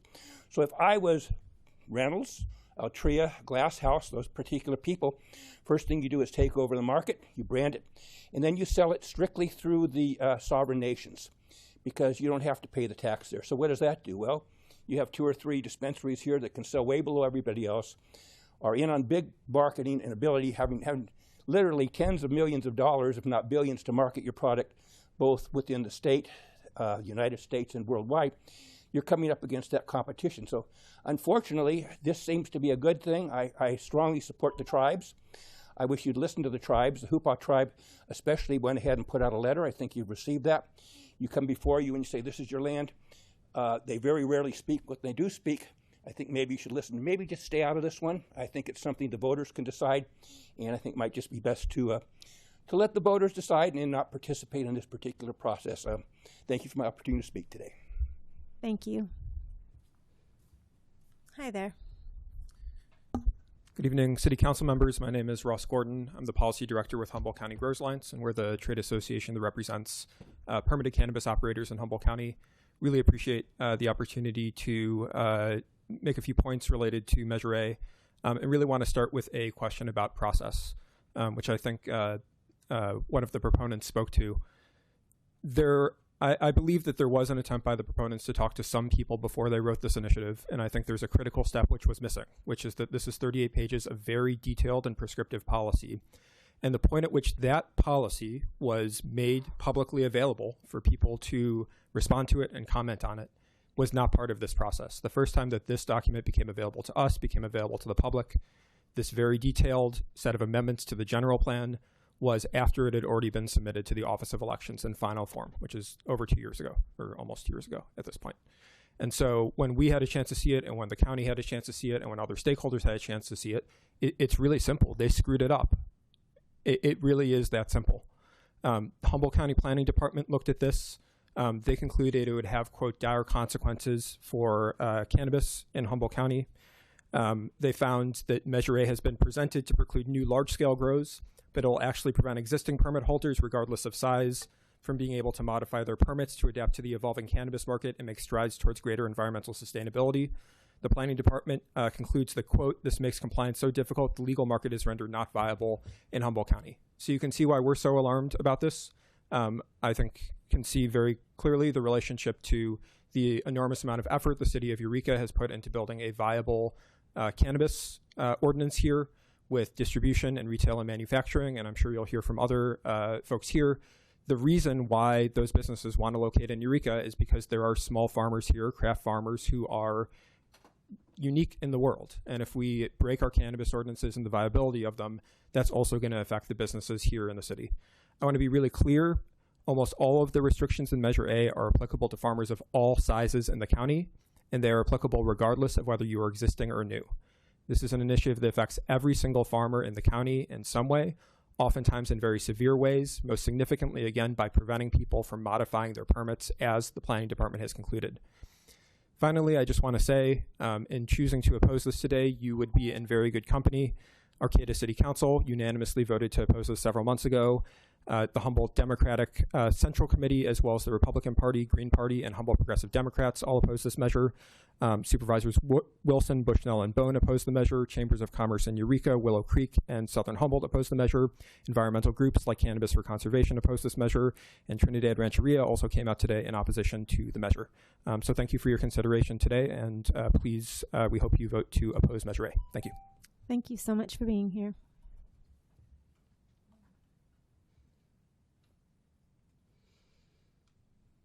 Hi there. Hi, Welcome. Good evening. My name is Mark Thurman. I'm the co-sponsor of Measure A. I urge the council to take a no position on this, at least until you've had a good chance to read through the measure as much as you can. I grew up here in Humboldt, graduated Eureka High School, swam and fished in the Eel River, Van Dusen, Trinity, Klamath, Mad River. These are in the 50s and 60s. The rivers were cold, water ran fast, there was lots of fish. There wasn't pollution, they didn't dry up, there wasn't a lot of algae. It was a great time. It's shameful that we've let this happen. It's not all the issue of cannabis. Lots of things have caused this. But we need to learn from the lessons that we didn't learn, I guess, back in the timber days when we tore it all up. Now it seems like we're back on the same track again. Measure A stops further expansion, both in size and farms, as you've heard. It stops the county from tripling the number of permits. Contrary to the disinformation and false claims that we've just heard and that the county analysis puts out, Measure A does not restrict environmental improvements. In fact, it specifically forbids the county from enacting such restrictions, and if the county were to do that, it would be a direct violation of the measure itself. It does not require validation of Category 4 road standards for all farms. It does not restrict any modification at all on all farms. Only structures associated with expansion of area, intensity, or resource usage beyond 10,000 square feet would be affected. It was just noted that you'd have to go to a vote of the people to amend an ordinance, the code. That's not true. It is true that the mandates in the for the general plan would have to go before a vote of the people, and that's to protect the vote of the people from arbitrary and whimsical negative votes by the Board of Supervisors that would reverse it. It does not prevent permits for non-cultivation activities. It doesn't prevent tourism or distribution. Any non-cultivation permits are okay. Non-conforming is an issue for use, not for site. The Hupa tribe has indicated an unconditional commitment to land, rivers, and wildlife protection, and I'd hope that this group would at least read carefully the measure before it commits to a vote. I appreciate it. Thank you. Thank you so much.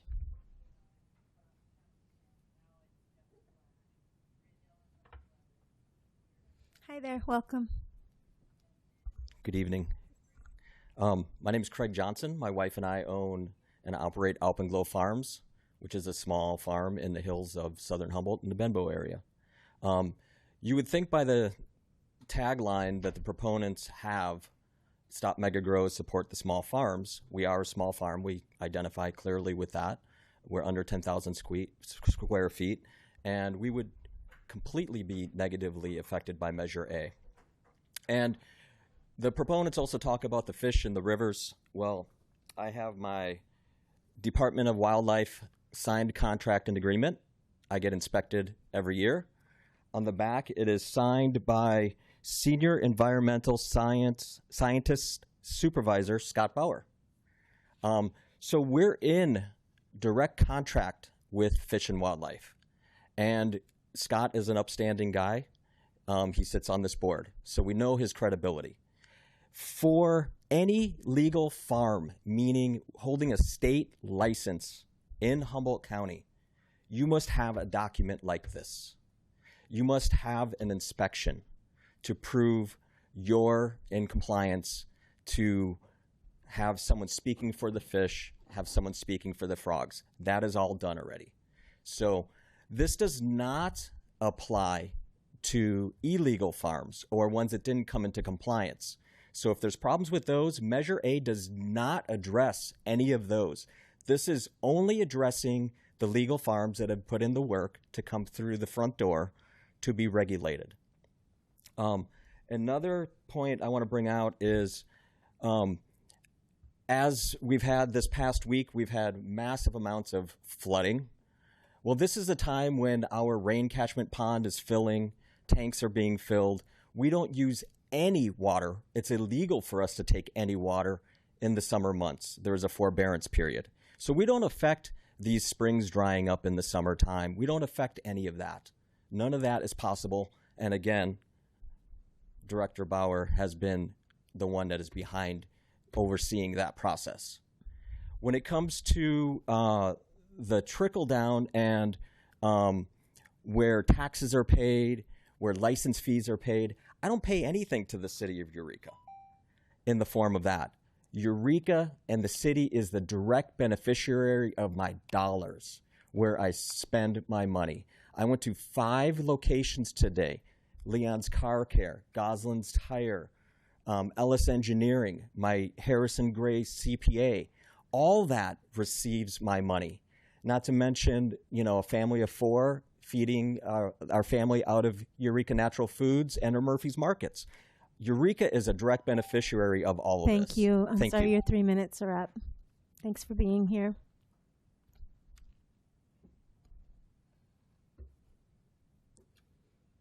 Good evening. Good evening. Welcome. Hello. Thank you for listening.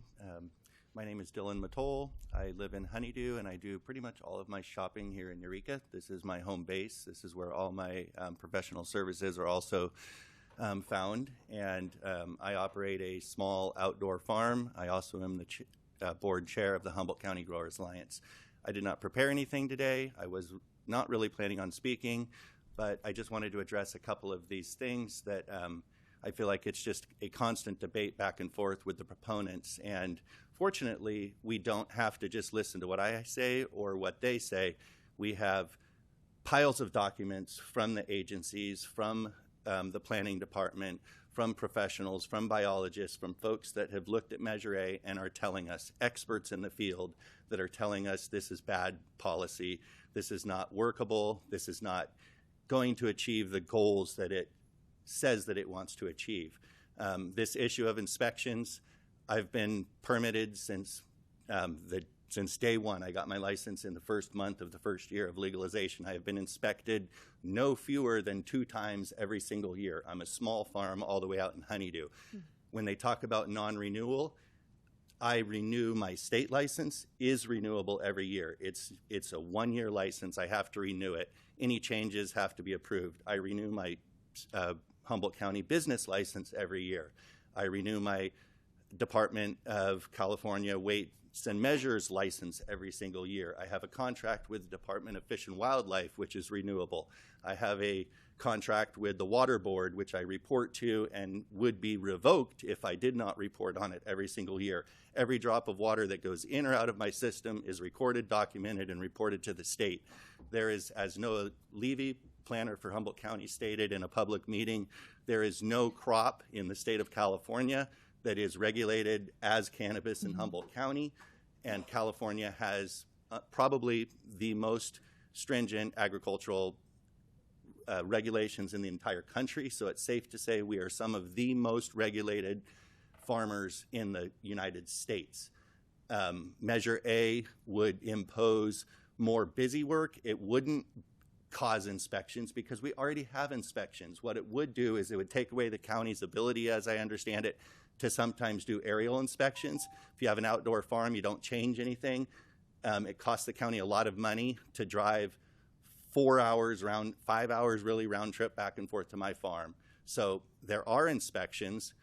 We do pay taxes. We renew our business licenses. All of these things that they're saying that we don't do are already in the 168 pages of current cannabis-specific regulations that were hammered out through a process in front of a board like yours in Humboldt County, not to mention the state. Thank you so much for being here. Hi there. Welcome. Thanks for having me. My name is Guy Rocourt. I'm a co-founder and CEO of a company called Pop & Barkley. We have a facility right here on Broadway, the OK Mart, as well as a few other facilities. I'm here to encourage the council to come out against Measure A because it does, as you've heard from some of the small farms, impact them directly. For me as a manufacturer, when we came here in 2016, I was inspired by just the cannabis bond feeds of the area. We came here before the vote looking for local authorization and got a spot right here on 4th Street and started partnering with farms. It inspired us to put the guardrails of not only sun-grown and clean cannabis, but also trying to double down and only purchase from Humboldt farmers. As the years have passed on, I've seen the county, not so much the city, but the county in general, kind of like be resistant to what was our mantle. And I think you can see the economic dollars are missing from even 2016. And this measure is literally taking a step back. It makes no sense. If it was up to me, I would be able to only source from these small craft farms to put out true, awesome cannabis products, unlike what's happening throughout the state. We have an opportunity to do something special out of this area. It comes from all these hardened working people, some of which at our dispensary when it was open, which we've had to close due to this economic pressure, we sponsored 4 female-led farms. All were generational growers whose grandparents had grown and fought the fight to get to legalization. If anybody deserves the uptick of what's going on in California, it's the people here. And as a manufacturer, we want to support by being able to source here, but it's becoming more and more impossible. Because as the one gentleman said, some of the bigger farms down south are forcing the prices down, which means if I don't source from them and I do try to support my small farms, my prices are higher, but yet I can't articulate that to the consumer. That's not a city problem. I think that's a county problem. I think that's a tourism problem. I think we need to get the appellation going. We should be doing more to encourage this cannabis economic growth, where Measure A is clearly going backwards. I, too, believe I was duped at the county fair. It sounds great, support local farms. At that time, some bigger organizations, I won't mention any names, were aggregating small farms, and perhaps, you got carried away and thought that's what it was about, but it's not. There are several poison pills here that will effectively kill our cannabis community. Moreover, as the last gentleman just articulated, we are over-regulated and inspected. Cannabis, beyond just the cleanliness of the products, anything you can put in on your body, way above generally regarded as safe, right? Because we test in final form, so the cannabis is clean, the excipients are clean. So we're already doing a really good job, and I don't personally have seen no downsides of what cannabis has brought to the community or California in general. So I'm not really sure why this measure was even crafted and why we're here, but we are, and I hope that we can kind of show leadership and show that these kind of negative measures pushing back on cannabis just won't stand.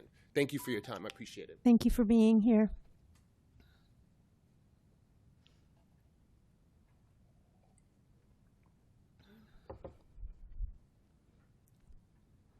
Hi and welcome. Hi. Good evening. Natalie Delap, Eureka resident and executive director for the Humboldt County Growers Alliance.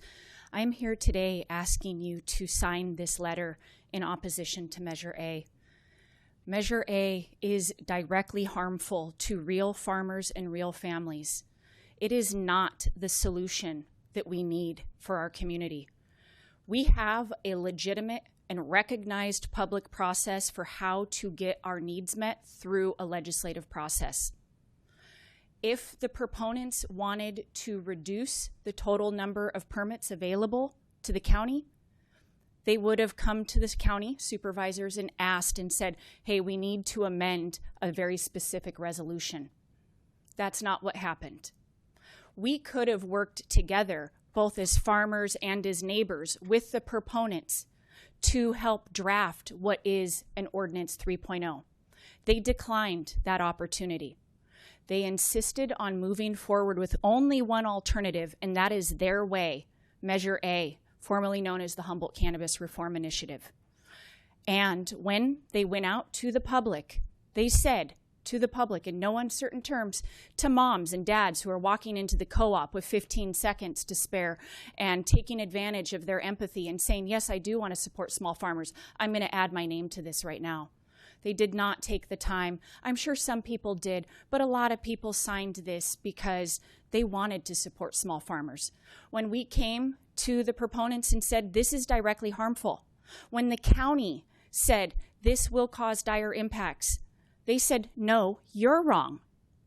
I would really recommend trusting the lead jurisdiction that's in charge of implementing this ordinance, not the proponents. They are not going to be in the halls with the planning department staff. They're not going to be sitting there with county council and the future judges asking questions for how exactly are we supposed to interpret and implement this. The county is. And because of that, that is why we have 3 of our 5 supervisors have already come out in opposition. All of the people who are even running against the supervisors have come out in opposition to Measure A. This is not some conspiracy. This is not the way to get our needs met. We can and should be making changes to Humboldt County's cannabis land use ordinance, but we need a scalpel, not a sledgehammer. And Measure A is a sledgehammer, and it is ultimately going to be very destructive, not only to farmers, but also to our county, taxpayers, public safety, as our legal farmers are pushed out, and the environment. So please say no and sign that letter tonight. Thank you. Thank you, Natalie. Is there anyone else? Come on up. Hi. Welcome. Thank you. A little nervous. Wasn't planning on speaking, but I just wanted to share a little bit of my personal story. My husband, I'm Melanie Johnson. I'm co-founder and co-owner of Alpenglow Farms, state licensed and peer regenerative cannabis farm. And we came out in 2016, and we've been part of this process now for almost, I think it's 6 years now, 2024. And we didn't scale. We got really, really small, my husband and I, and we did everything we could to get through all of the hoops and the regulations. And really honored and very grateful to say that we're still here despite everything. And the super cool thing is our cannabis is now being processed and made into this beautiful wellness tincture blend right down the street from here. And it just shows,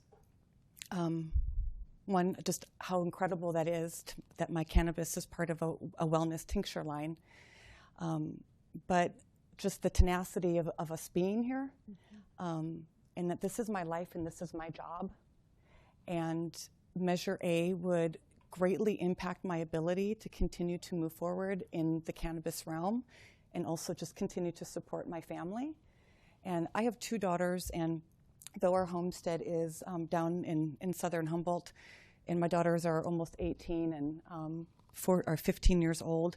You know, I spent all of this time coming up here and shopping at Eureka Natural Foods and taking my kids to the Bouncy, and we go for sushi and we would look at the goldfish, and, you know, we go to the Old Town and, you know, buy the local birthday presents at the local shops. And, you know, this is my community and you're my community. And I just really want you to understand that, speaking, you know, from the heart, very nervously here, that Measure A would greatly impact my ability to move forward and continue to be, you know, an active member in Humboldt County, but also in the cannabis business that I have worked tirelessly and very well the right way through to get to this point. So thank you for hearing me today.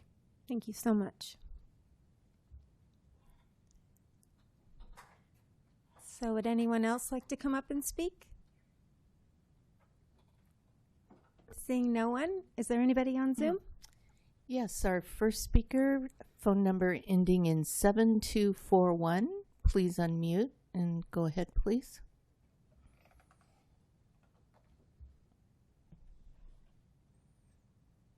Okay, can you hear me? Yes. Okay, excellent. Thank you. Good evening, Eureka City Council. My name is Jackie Riccio, and I'm the Executive Director of Cannabis for Conservation, a 501c3 environmental nonprofit establishing environmental conservation programs for the cannabis industry. Our mission is to conserve persisting natural resources, restore degraded ecosystems, and educate cannabis communities with ecological knowledge, resources, and tools. As a biologist and researcher of the cannabis environmental field, I feel it is necessary to relay not only my professional opinion, but an opinion shared by the vast majority of local environmental interests who, for one reason or another, are precluded from providing political comment on this measure. Local environmental interests talk at length with one another about land use measures and issues. And the primary issue that we've identified with Measure A is that for a quote-unquote environmental initiative, it utterly lacks in both environmental and scientific rigor. It's actually embarrassing to keep calling it an environmental initiative. It was not written by or with biologists or scientists, nor was professional environmental feedback requested, which is abundantly clear not only through the measure's policy changes and conclusions, but also from direct communications with state agencies and local nonprofits. Because of this, Measure A includes a plethora of misinformation around its policy's biological impact, making its policies not evidence-based. Furthermore, the implementation of the policies would not result in the intended environmental benefits. There's not a single peer-reviewed, data-driven conservation practice included in the entirety of the measure. Examples of these practices include increasing landscape heterogeneity, restoring native habitat, and storing water for the dry season, the latter of which is already a requirement at the county with our current ordinance. This is what happens when you have non-environmental professionals attempt to write environmental policy without environmental input. If you wouldn't want your accountant to do your root canal, why would you want a sociologist producing environmental policy? The very policy that helps protect our resources, which are the basis of our economy and culture. While Measure A would not result in any measurable, quantifiable, or evidence-supported conservation benefits, it would put tremendous strain on the county's already intensive licensing duties and our local farmers. Is our current licensing system perfect from an environmental perspective? No, it is not. But Measure A is certainly not the answer. The gaps that our current licensing system has are being filled in by nonprofits through grant work. We go above and beyond compliance and work with farmers to restore biodiversity and ecosystem functionality. Keep letting us do that instead of throwing out the whole system and replacing it with a worse system that would actually harm the environment. If you support the scientific process, environmental review, and environmental stakeholder participation in policy, do not support Measure A. The fact that there is not a single environmental group endorsing Measure A speaks volumes. More information on our position can be found in our environmental analysis, which is available on our website, cannabisforconservation.org. Thank you so much for being here. Mm-hmm. And there was another one? I can't It see it looks anymore. like that number was duplicated. If there's anyone else on Zoom, please, that would like to speak, please raise your hand and unmute. I don't see anyone else. Okay, so seeing no one, we will close the public comment and we'll bring it back to council for comments and motion. Councilmember Castellano? Sure. Thanks to everyone who came and spoke. I support the letter in opposition to Measure A. I recognize just the amount of stress and that our local farmers have experienced, and the struggle to survive, and keep their farms going is real. I've heard from a number of farmers, and I would like for Humboldt County to continue to be a county where people can come and get locally grown cannabis. So for that, I'm looking at I guess I just approve the letter in opposition to Measure A March 2024 ballot initiative. Second. I'll second. Great. Do we have any further comments? Mayor. Councilmember Contreras-Deloche. Yeah, I have a few comments. So in the gap between when we discussed this initially in December and now, I've taken the time. I didn't feel like I was well enough informed about it, so I've taken the time to talk with a number of individuals, including people that are sitting here today, and then also have reached out to a variety of civic leaders at multiple levels, and have spoken with people who are involved in enforcement, as well as some tribal leaders. So I want to make a couple of comments about this. I am not going to support this letter, and I want to explain a little bit of why. And one of the issues, I've got a list. Primarily, one of the issues I'm kind of uncomfortable with is weighing in on this. A lot of the cultivation doesn't really necessarily happen in Eureka. We're mostly retail. And I think that this is something that it's important for the voters to go ahead and decide this. But something else I want to bring up, one of the issues that I found out about was growing issues with abandoned farms. And before I talk about that, actually, let me back up. One of the issues that some of the local tribal people have highlighted is diversion of their streams, destruction of their watersheds, poisoning of their watersheds, which has led to the poisoning of animals as well as fish. And I think, this discussion, I think, exists in part because, they said there's no environmentalists that are weighing in on this, and I understand that as well.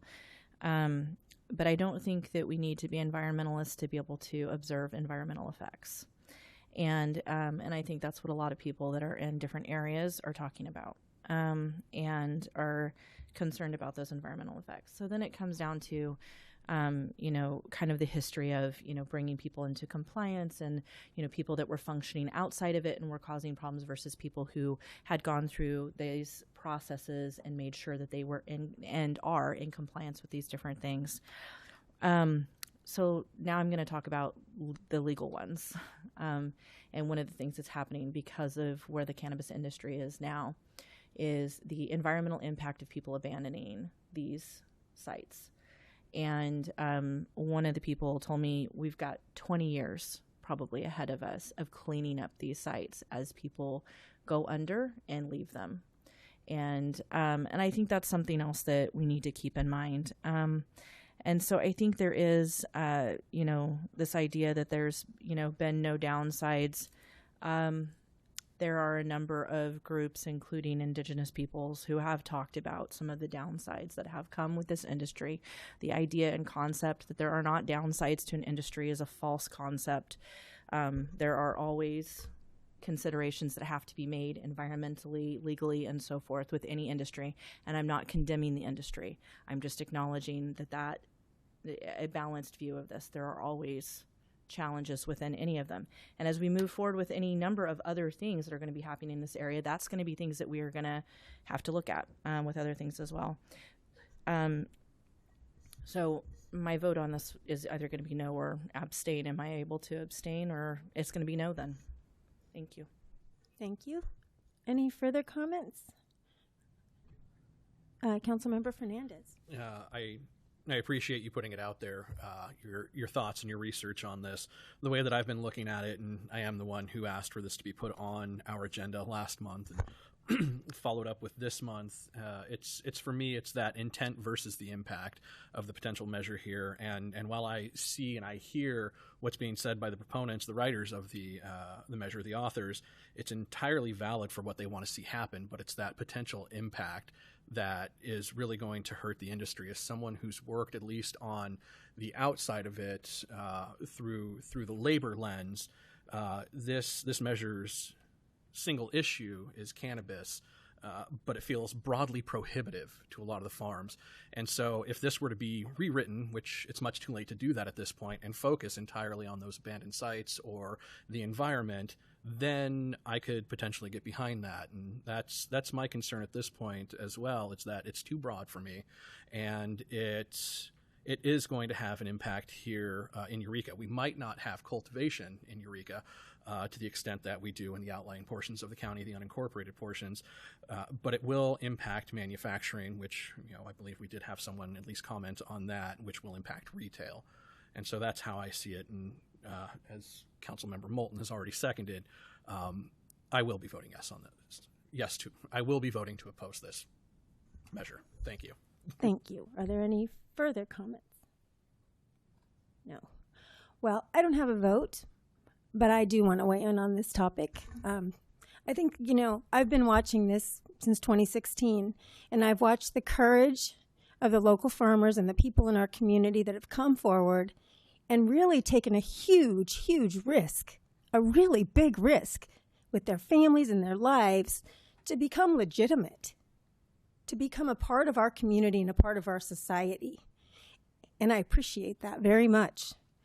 There is no business. I don't believe there's a business, maybe not in California, I don't think in Eureka for sure, that is as overregulated as cannabis is in our community. I think about, I remember we did tours early on in the 2016, whenever we did that. And pardon me, I remember going to Papa and Barkley. Beautiful, beautiful. And I remember hearing about how much money folks had to pay for odor control. And yet we have fisheries that stink a heck of a lot worse than any cannabis ever could. So there's a lot of frustration in that for me.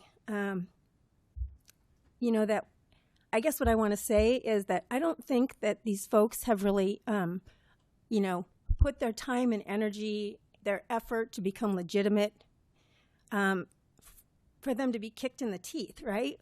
We didn't come this far forward to just cut them off at the knees. Now, I hear what our proponents are saying as well, and I think that maybe at some point something could be crafted that was feasible and accepted by both parties. I think there is stuff that needs to be shifted. But I also want to comment on, Measure A doesn't even impact illegal grows. Illegal grows are much of the problem. These people that are in our audience tonight, these people that have come forward since 2016, maybe even previous to that have really wanted to become legitimate, these people have put their time, their energy, their sweat, their blood, all of these things into it. To become recognized as community members, to be a part of. And because these illegal grows are creating so many problems, that has nothing to do with these folks sitting in this room or the people that are not in this room that are legal today. And I have a lot of respect for the people that have decided to come forward. I can imagine it was terrifying to move forward in a degree when it's not federally legal. There's a lot of different things you have to do to come into compliance. And I was grateful to hear all of the different, which I already had a sense of, but all the different regulatory processes that our growers have to go through already. I don't think this is a good idea right now when people are suffering. When Councilmember Contreras-Deloach had mentioned, well, these abandoned camps for these businesses have gone out of business. Well, yeah, they've gone out of business. Why have they gone out of business? Because we don't support them in a way that I believe we should. And that's my opinion, not the council's or anybody else. That's my personal opinion. So if I had a vote, one moment. Mm-hmm. If I had a vote, I would absolutely, and I'm happy to sign this letter. I think it is supportive of a community that has really stepped forward and done an incredible job at being part of our community. I mean, donations to our different, groups, the zoos, all these different things, they're a part of our community. They're not in the backwoods trying to, pull one over and kill people out in the field. This is not Murder Mountain. This is people, legitimate families. So if I had a vote, I do not. I wish I did. I would vote no. Councilmember Contreras-Deloach, did you want to rebut that or comment on that, I mean? Excuse me. Yeah, I'm going to comment since you mentioned me by name. Sure. So a couple of things. Like I said, when I talked with enforcement, some of the issues that we're facing there, it's not. It is people who are legally permitted circumnavigating some of the rules. So I want to clarify that first of all. Secondly, one of the reasons why I agree, I don't think we do enough to support businesses in general, and that includes all of them. Including cannabis cultivation. I don't think that they're excluded from that. I think that there's a lot we could do to be a lot more friendly to business. But one of the economic factors and what's happening is that we have a saturated market. And that's all I'm going to say. Thank you. So are there any further comments? Seeing none, please vote.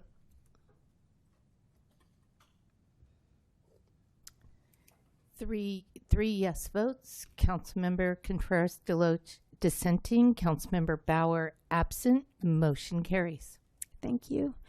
Would someone be willing to get Councilmember Bauer? Thank you. Mayor, while we're getting Councilmember Bauer, could I request a short break? Yes, we're going to take a 5-minute break, and we will see you in a moment. Sorry. I'm sure we'll just give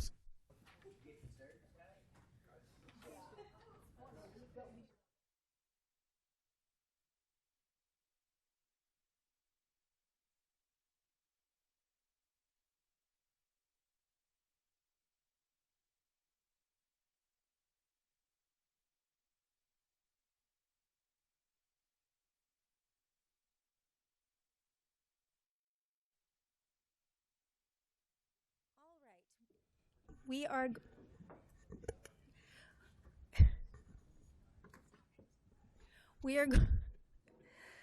going to reopen the meeting and move on to Mayor Pro Tem. So Councilmember Castellano has been our Mayor Pro Tem and done a fabulous job. But at this point, we will need to elect a Mayor Pro Tem for 2024. So I'm curious if anybody's interested or if there are any nominations. Does that cover it?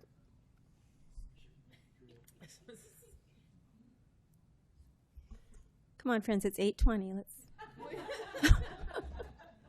Councilmember Fernandez. Well, if none of the other council members are interested. Okay, so we've got Councilmember Fernandez is interested. Do we have anybody else that's interested? Councilmember Castellano, are you interested in doing it again? I mean, do people nominate volunteer, or should we be nominating people? Either way. My experience thus far has been on the light side of enacting the pro tem duties. I have signed a few documents over the last year. You went to one meeting. Mind. I also recognize our Mayor Burgell's dedication to the seat, but also happy to support any of our council members. I think would do a wonderful job. Okay. So with that, did we Rochambeau last time, Pam, or did we end up flipping a coin? I don't recall. Was that a different item? Okay. So if someone is willing to make a motion as to what or who they may like to be our new mayor. Yeah. It's 8:21 now. I would like to nominate Councilmember Castellano as Mayor Pro Tem. Okay, do we have a second? I'll second. Okay, we have a second by Councilmember Bauer. Do we have any comments or questions or concerns or? No? You good? Okay. So with that, we have a motion and a second. Is there anyone from the public that would like to comment on this item? Do you see anyone? Chief, do you got something to say? Chief in the back? Okay, seeing no one, we'll bring it back to council for a vote.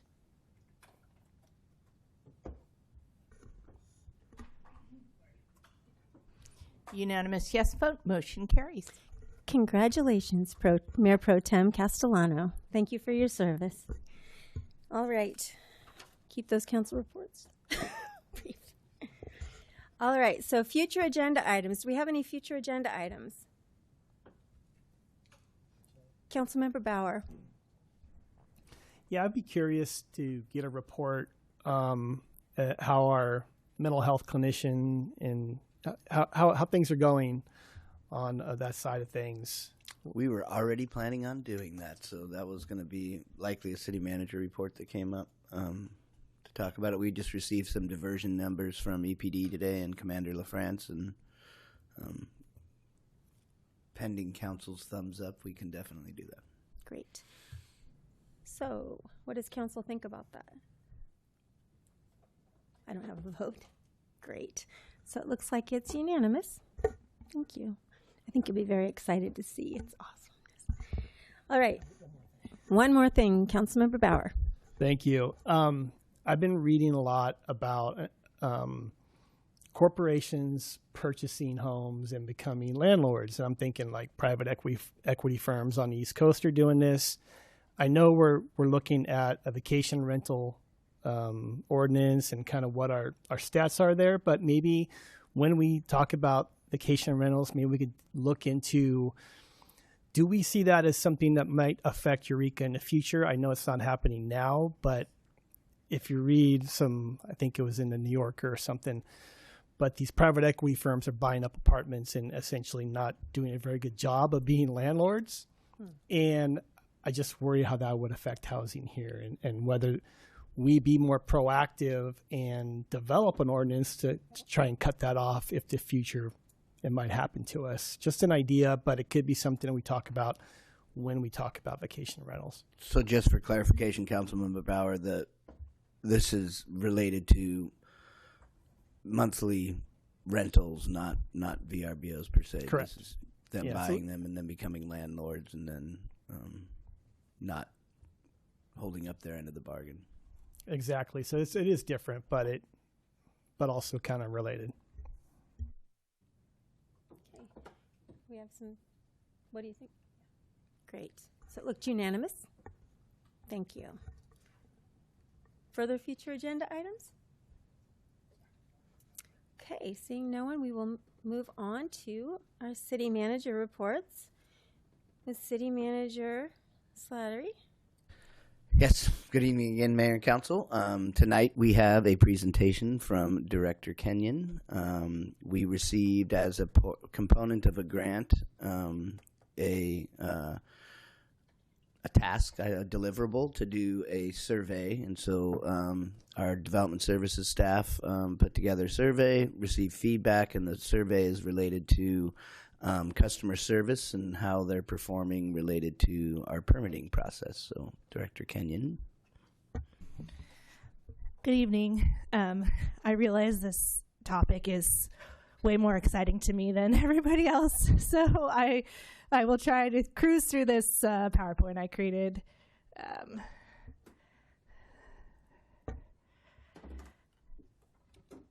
So here's development services in our city organizational chart.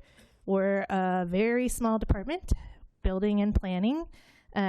We have thanks Derek, 5 full-time planners, 2 part-time planners and admin tech on the planner side. And then on the building side, we have 4 people, our chief building official, Brendan Riley, our building inspector, our permit analyst, and our admin tech.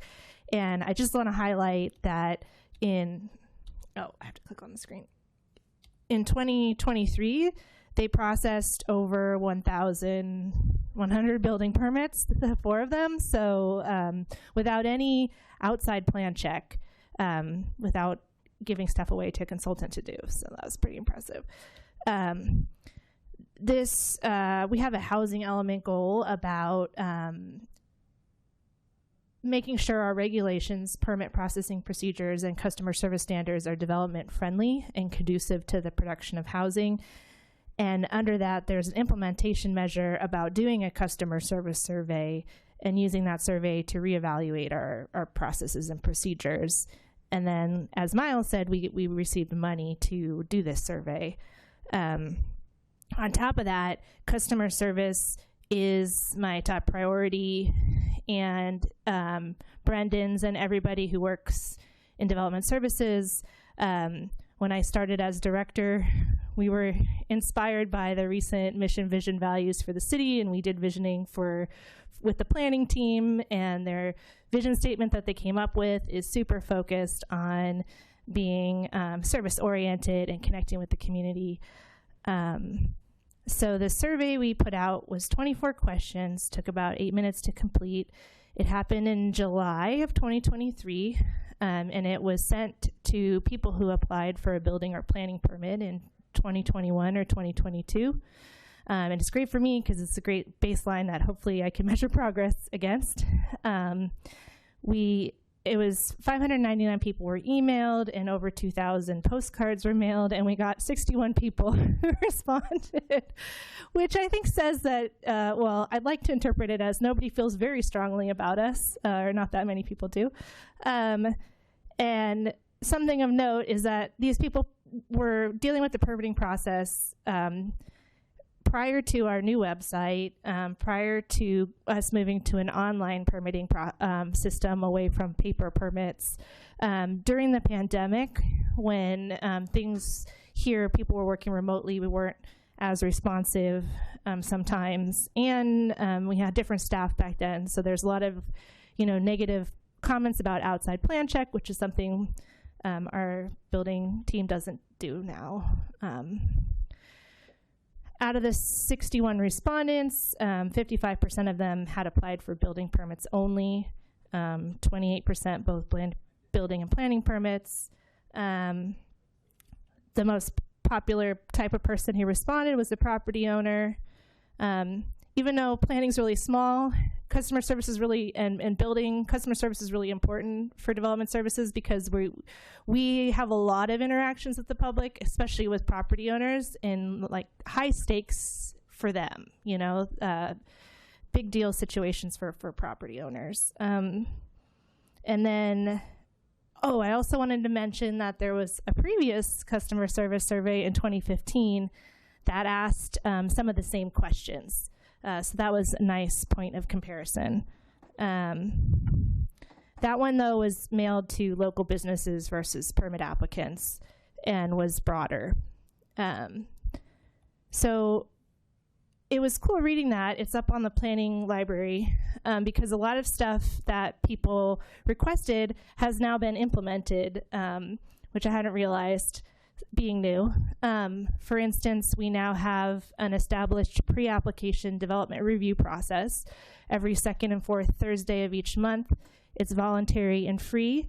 A project proponent just has to submit like a rudimentary site plan of what they want to do, and then all the departments are there, and sometimes Caltrans or fire, and they provide feedback, verbal feedback to the applicant or the project proponent. We've also since had this comprehensive update to our inland zoning code, and we're now doing these annual cleanup amendments where we're highlighting, taking note of things that are difficult and issues, and we're trying to fix them within a year to, actively keep the code up to date. We also now have Spanish speakers on staff, and our city hall setup has changed. Prior to 2020, the public had to come up to the third floor for planning and public works. Now the public requests assistance at a first floor counter, and development services staff comes downstairs. This really improves staff efficiency and morale, which I could talk more about. Current best practices, the planning projects, they get referred out to building and public works so that we highlight any issues early in permitting. We have a daily planner on duty, so we have somebody available for any calls or walk-ins. We create pre-records for any conversation we have about a property, and we tie it in the database to that property so that we don't have to re-research something twice, and that when we have a conversation, when multiple planners have a conversation about a property, we can make sure we're speaking consistently about it. We have group problem solving. Customer service is part of employee evaluation. It's in our hiring questions and our annual performance reviews. The city's great at supporting staff training and even provides training on conflict resolution, other interpersonal sort of skills. And we set aside scheduled time for training each month. So first set of questions are about how clear the following items were at the beginning of the permit process. So the choices were very clear, confusing, or very confusing. So permitting steps got 64% positive review, that they were clear at the beginning of the permitting process. Permitting fees, 65% positive. Items necessary for a complete application got a less positive score. And timeline of permitting process, that seemed to be the least clear. And then we also had a list of ideas of actions that could improve the city's permitting process, and the top answers were consolidate information on necessary permits and approvals from the various city departments in one location, allow staff to approve more projects administratively without committee commission review, and designate a point person that coordinates with all departments. Some ideas for improvement that came out of this. There's also a lot of open-ended questions in the survey that I'm skipping over, but we got a lot of good ideas. I think we definitely want to brainstorm and see if there's more same-day approvals we can do for really simple stuff, more ministerial approvals, more streamlining of findings so that our staff reports are concise, better communication on what needs a permit and what info is needed for an application and why, and OpenGov, that's our online permitting process. We want to create these yes-no dichotomous key things that'll lead people to what permits they need. And something we haven't figured out how to do but would be great is if it auto-filled duplicative information when somebody has to get multiple permits for one project. And then there was questions about staff and their interactions with staff. Speed of response, of staff response, got the most positive feedback. Clarity, accuracy of information provided, less positive. Professionalism and courtesy, 69%. Excellent or good rankings, and then helpfulness with problem solving, challenging and unique circumstances. 62% of respondents said excellent or good, down from 2015. So some ideas for improvement: create standard customer service training for new staff, request customer feedback more often, like right after an experience. Train staff more on written correspondence to make sure that we're using the right tone and being clear, getting out in the community more, and growing our Talk Eureka website. How would you best describe the coordination and communication among city divisions, departments during the application review process? 50% of people said coordinated, and 16% said very coordinated. 18% said very uncoordinated. So ideas for improvement: more cross-training among staff, teaching the planners, who are often the first people to hear about a project, to be case managers and help people move through the process.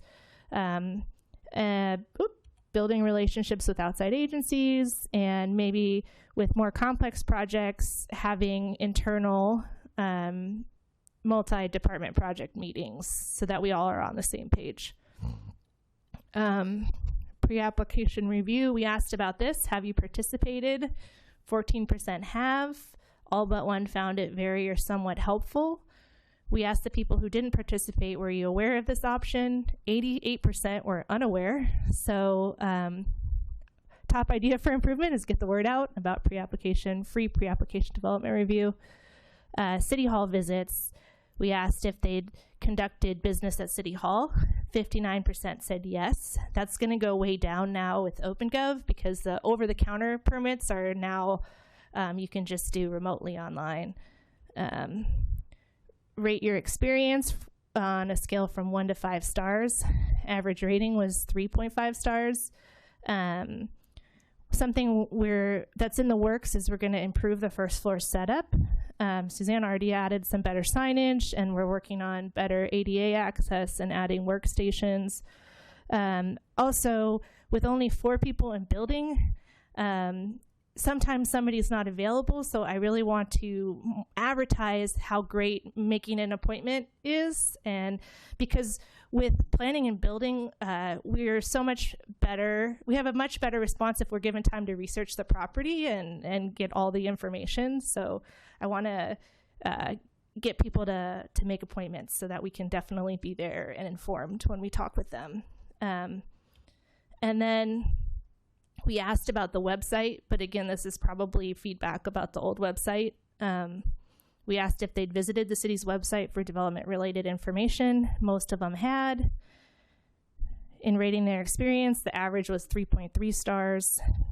And there's a bunch of, we also, all these we also asked an open-ended question about how we could improve it, and we got a lot of good responses there. I'll skip over that because you guys look. All right. Have you ever participated in the permitting process in other... No, it's my fault. I made this way too long. I was really excited about the results of this survey. Have you ever participated in a permitting process in other cities or counties?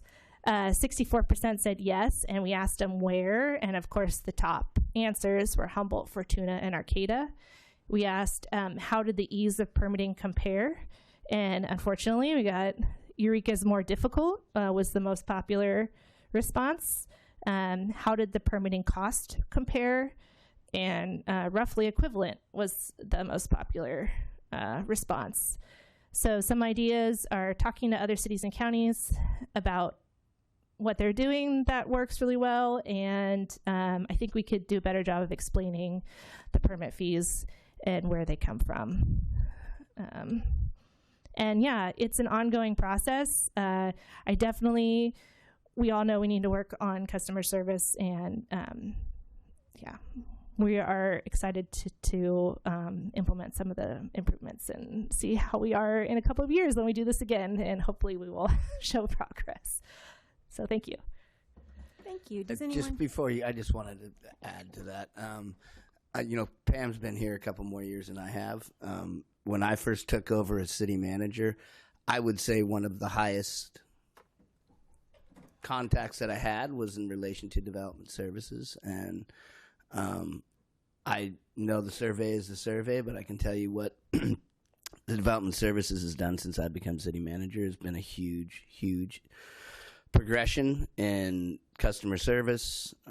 I receive nowhere near the amount of complaints, and I actually receive a lot of positive feedback from them, not only from a customer service standpoint, but even building since I've been here for 17 years has been running in the red.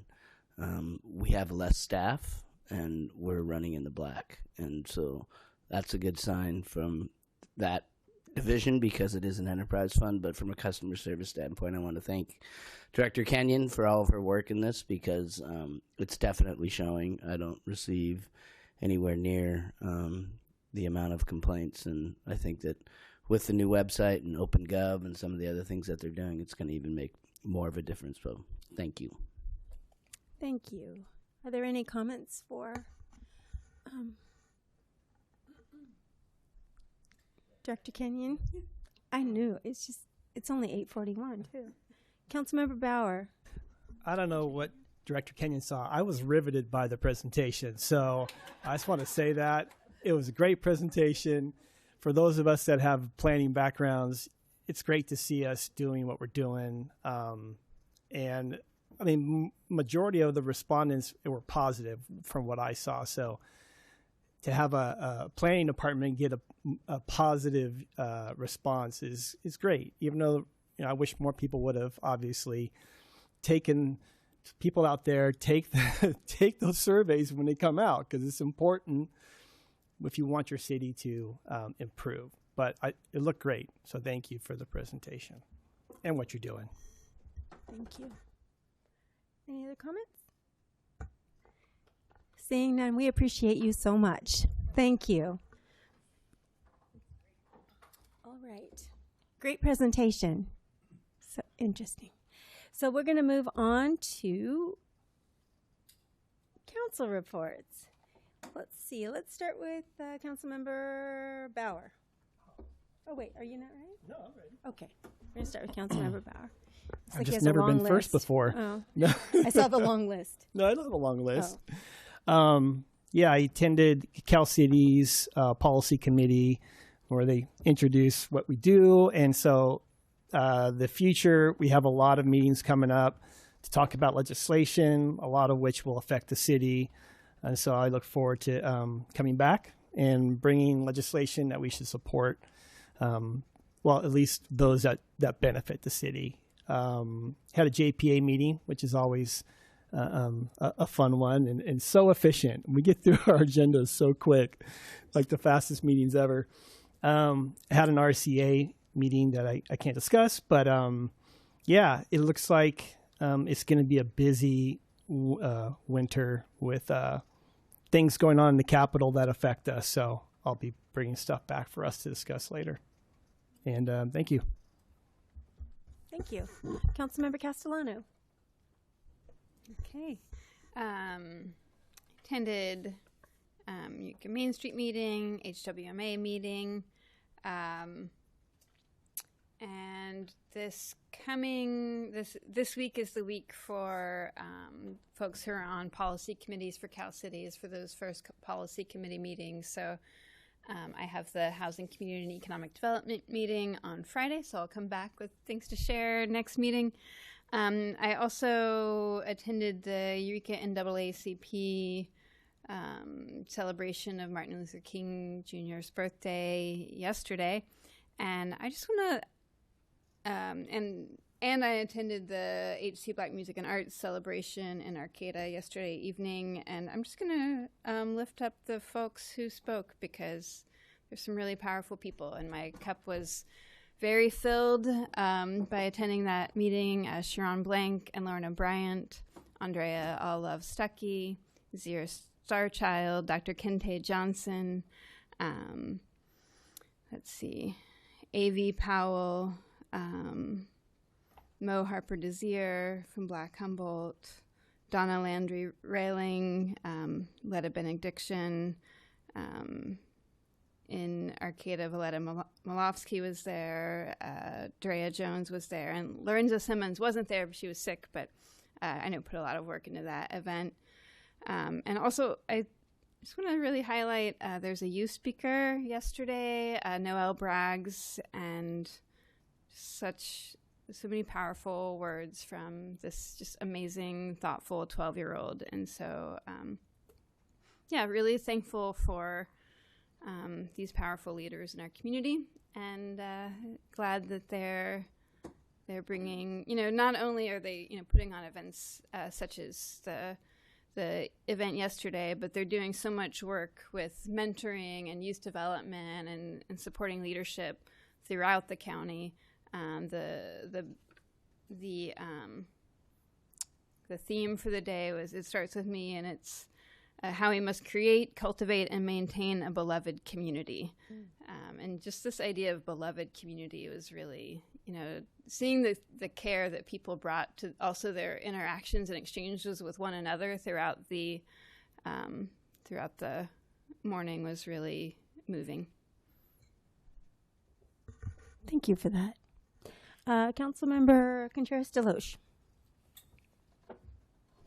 Yeah, so I did end up getting to do that. I think I mentioned last time that I was going to do a field trip with the civics class. I got to do that. It was really fun. Miles didn't show.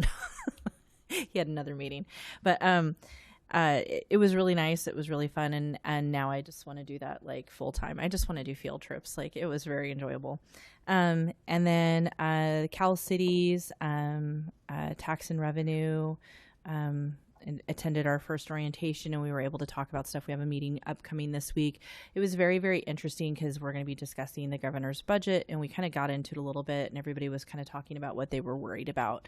And so I'm actually very excited to kind of have like a better idea, as you know, probably already, that housing is one of the areas that's getting cut the most, or homelessness, and addressing that, and which is, of course, not good, especially for a community like ours, where we really don't want to see cuts to housing and some other things and environmental programs. So anyway, I attended the EPD promotion ceremony, and that was just great and excellent. Got to see Chief Stevens become Chief Stevens, and so I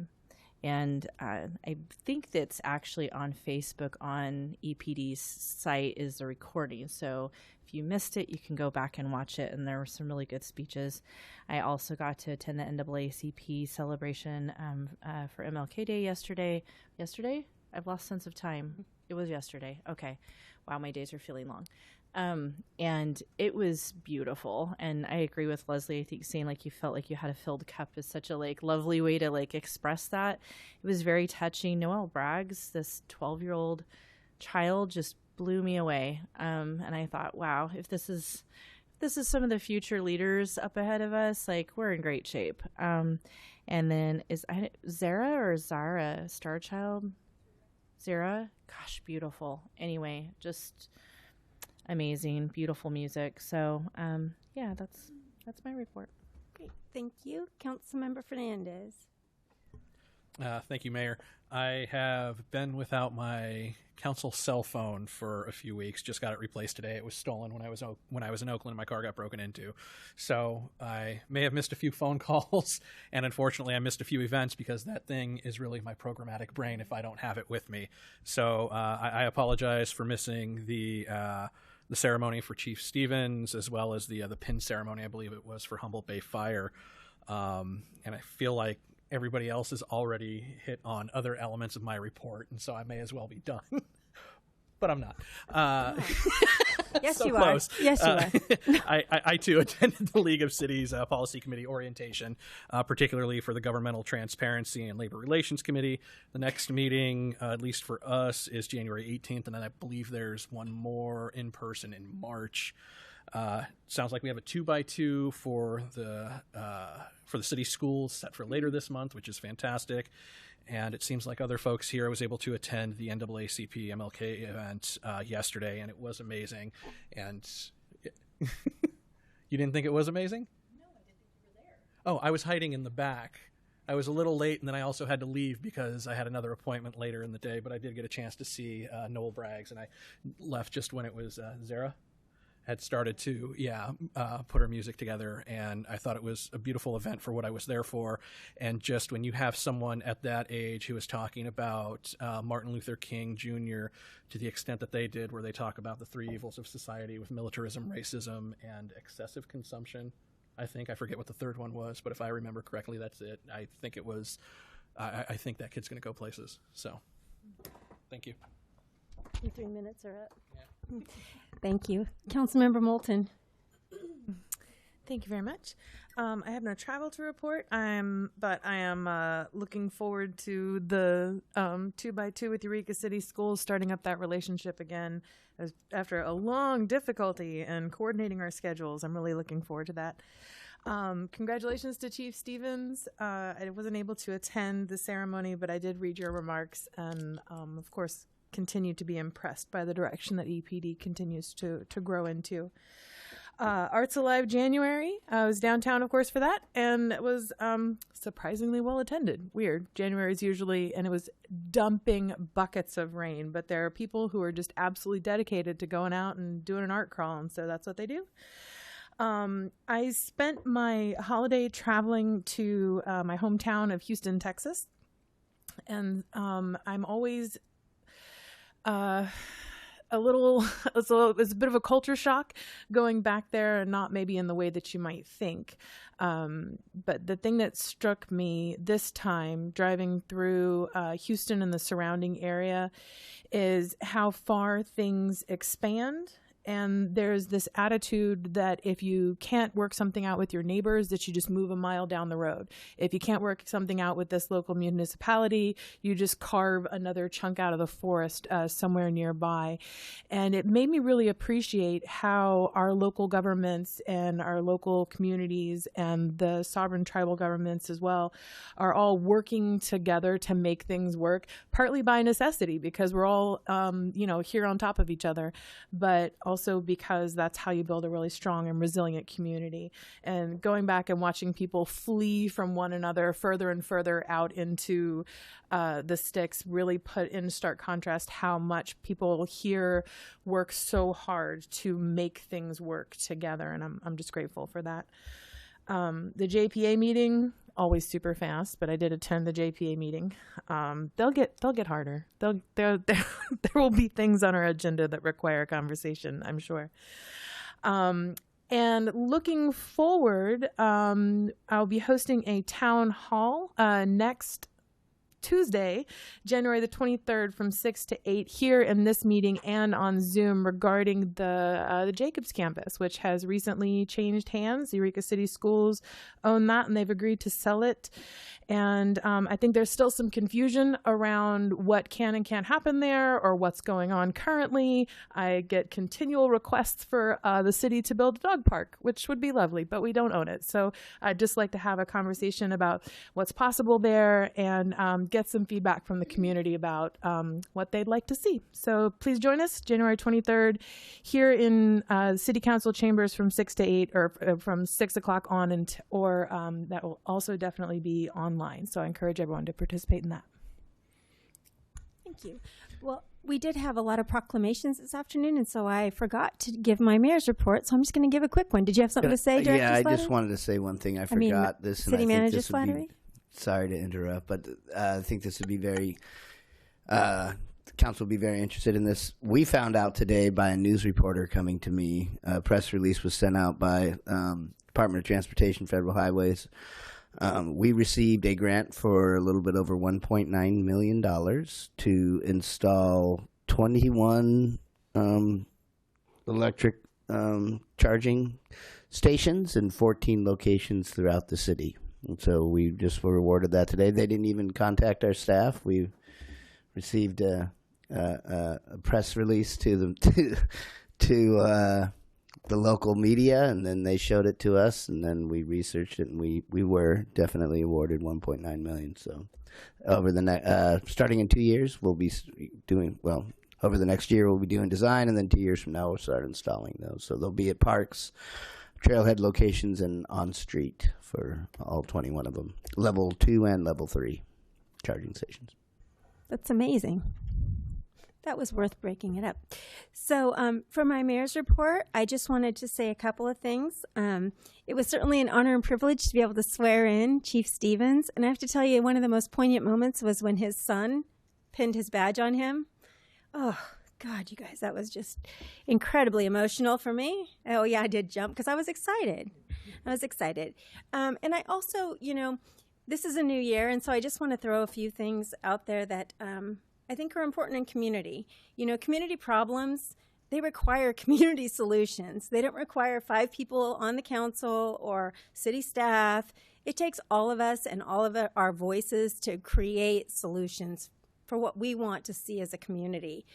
And I wanted to let you know that there are so many opportunities to get involved, whether it's volunteering on a commission, whether it's going to Empower Eureka. That has a huge list of things that can really suit anybody's genre of volunteerism. I mean, we've got from reading to folks, teaching people to read, to cleanups, to just being a part of the things that happen in our community. And I'd really encourage folks to come out to the events that we have and to participate, because it's really hard to understand what folks want if we're not aware of what you want, right? If we don't know and you're not telling us, we're not going to be able to make the changes that we want to see. So as we look forward, I really would encourage folks to get involved, to give us a call, like to meet with us and have conversations and really work together to make a better community, because we have an amazing community, amazing. And we have so many generous and community-minded people, but you can never have too many. So I appreciate the people that are out there doing that. And yeah, I just have to say that this new year I've really been pondering our city a lot. And I can tell you that I am so grateful for even the littlest, tiniest things. And when you go out of town, you'll understand what I'm talking about. I think we heard that tonight. So thank you, everybody, for being an amazing community. Please get involved. And we're out. We're adjourned. Thank you.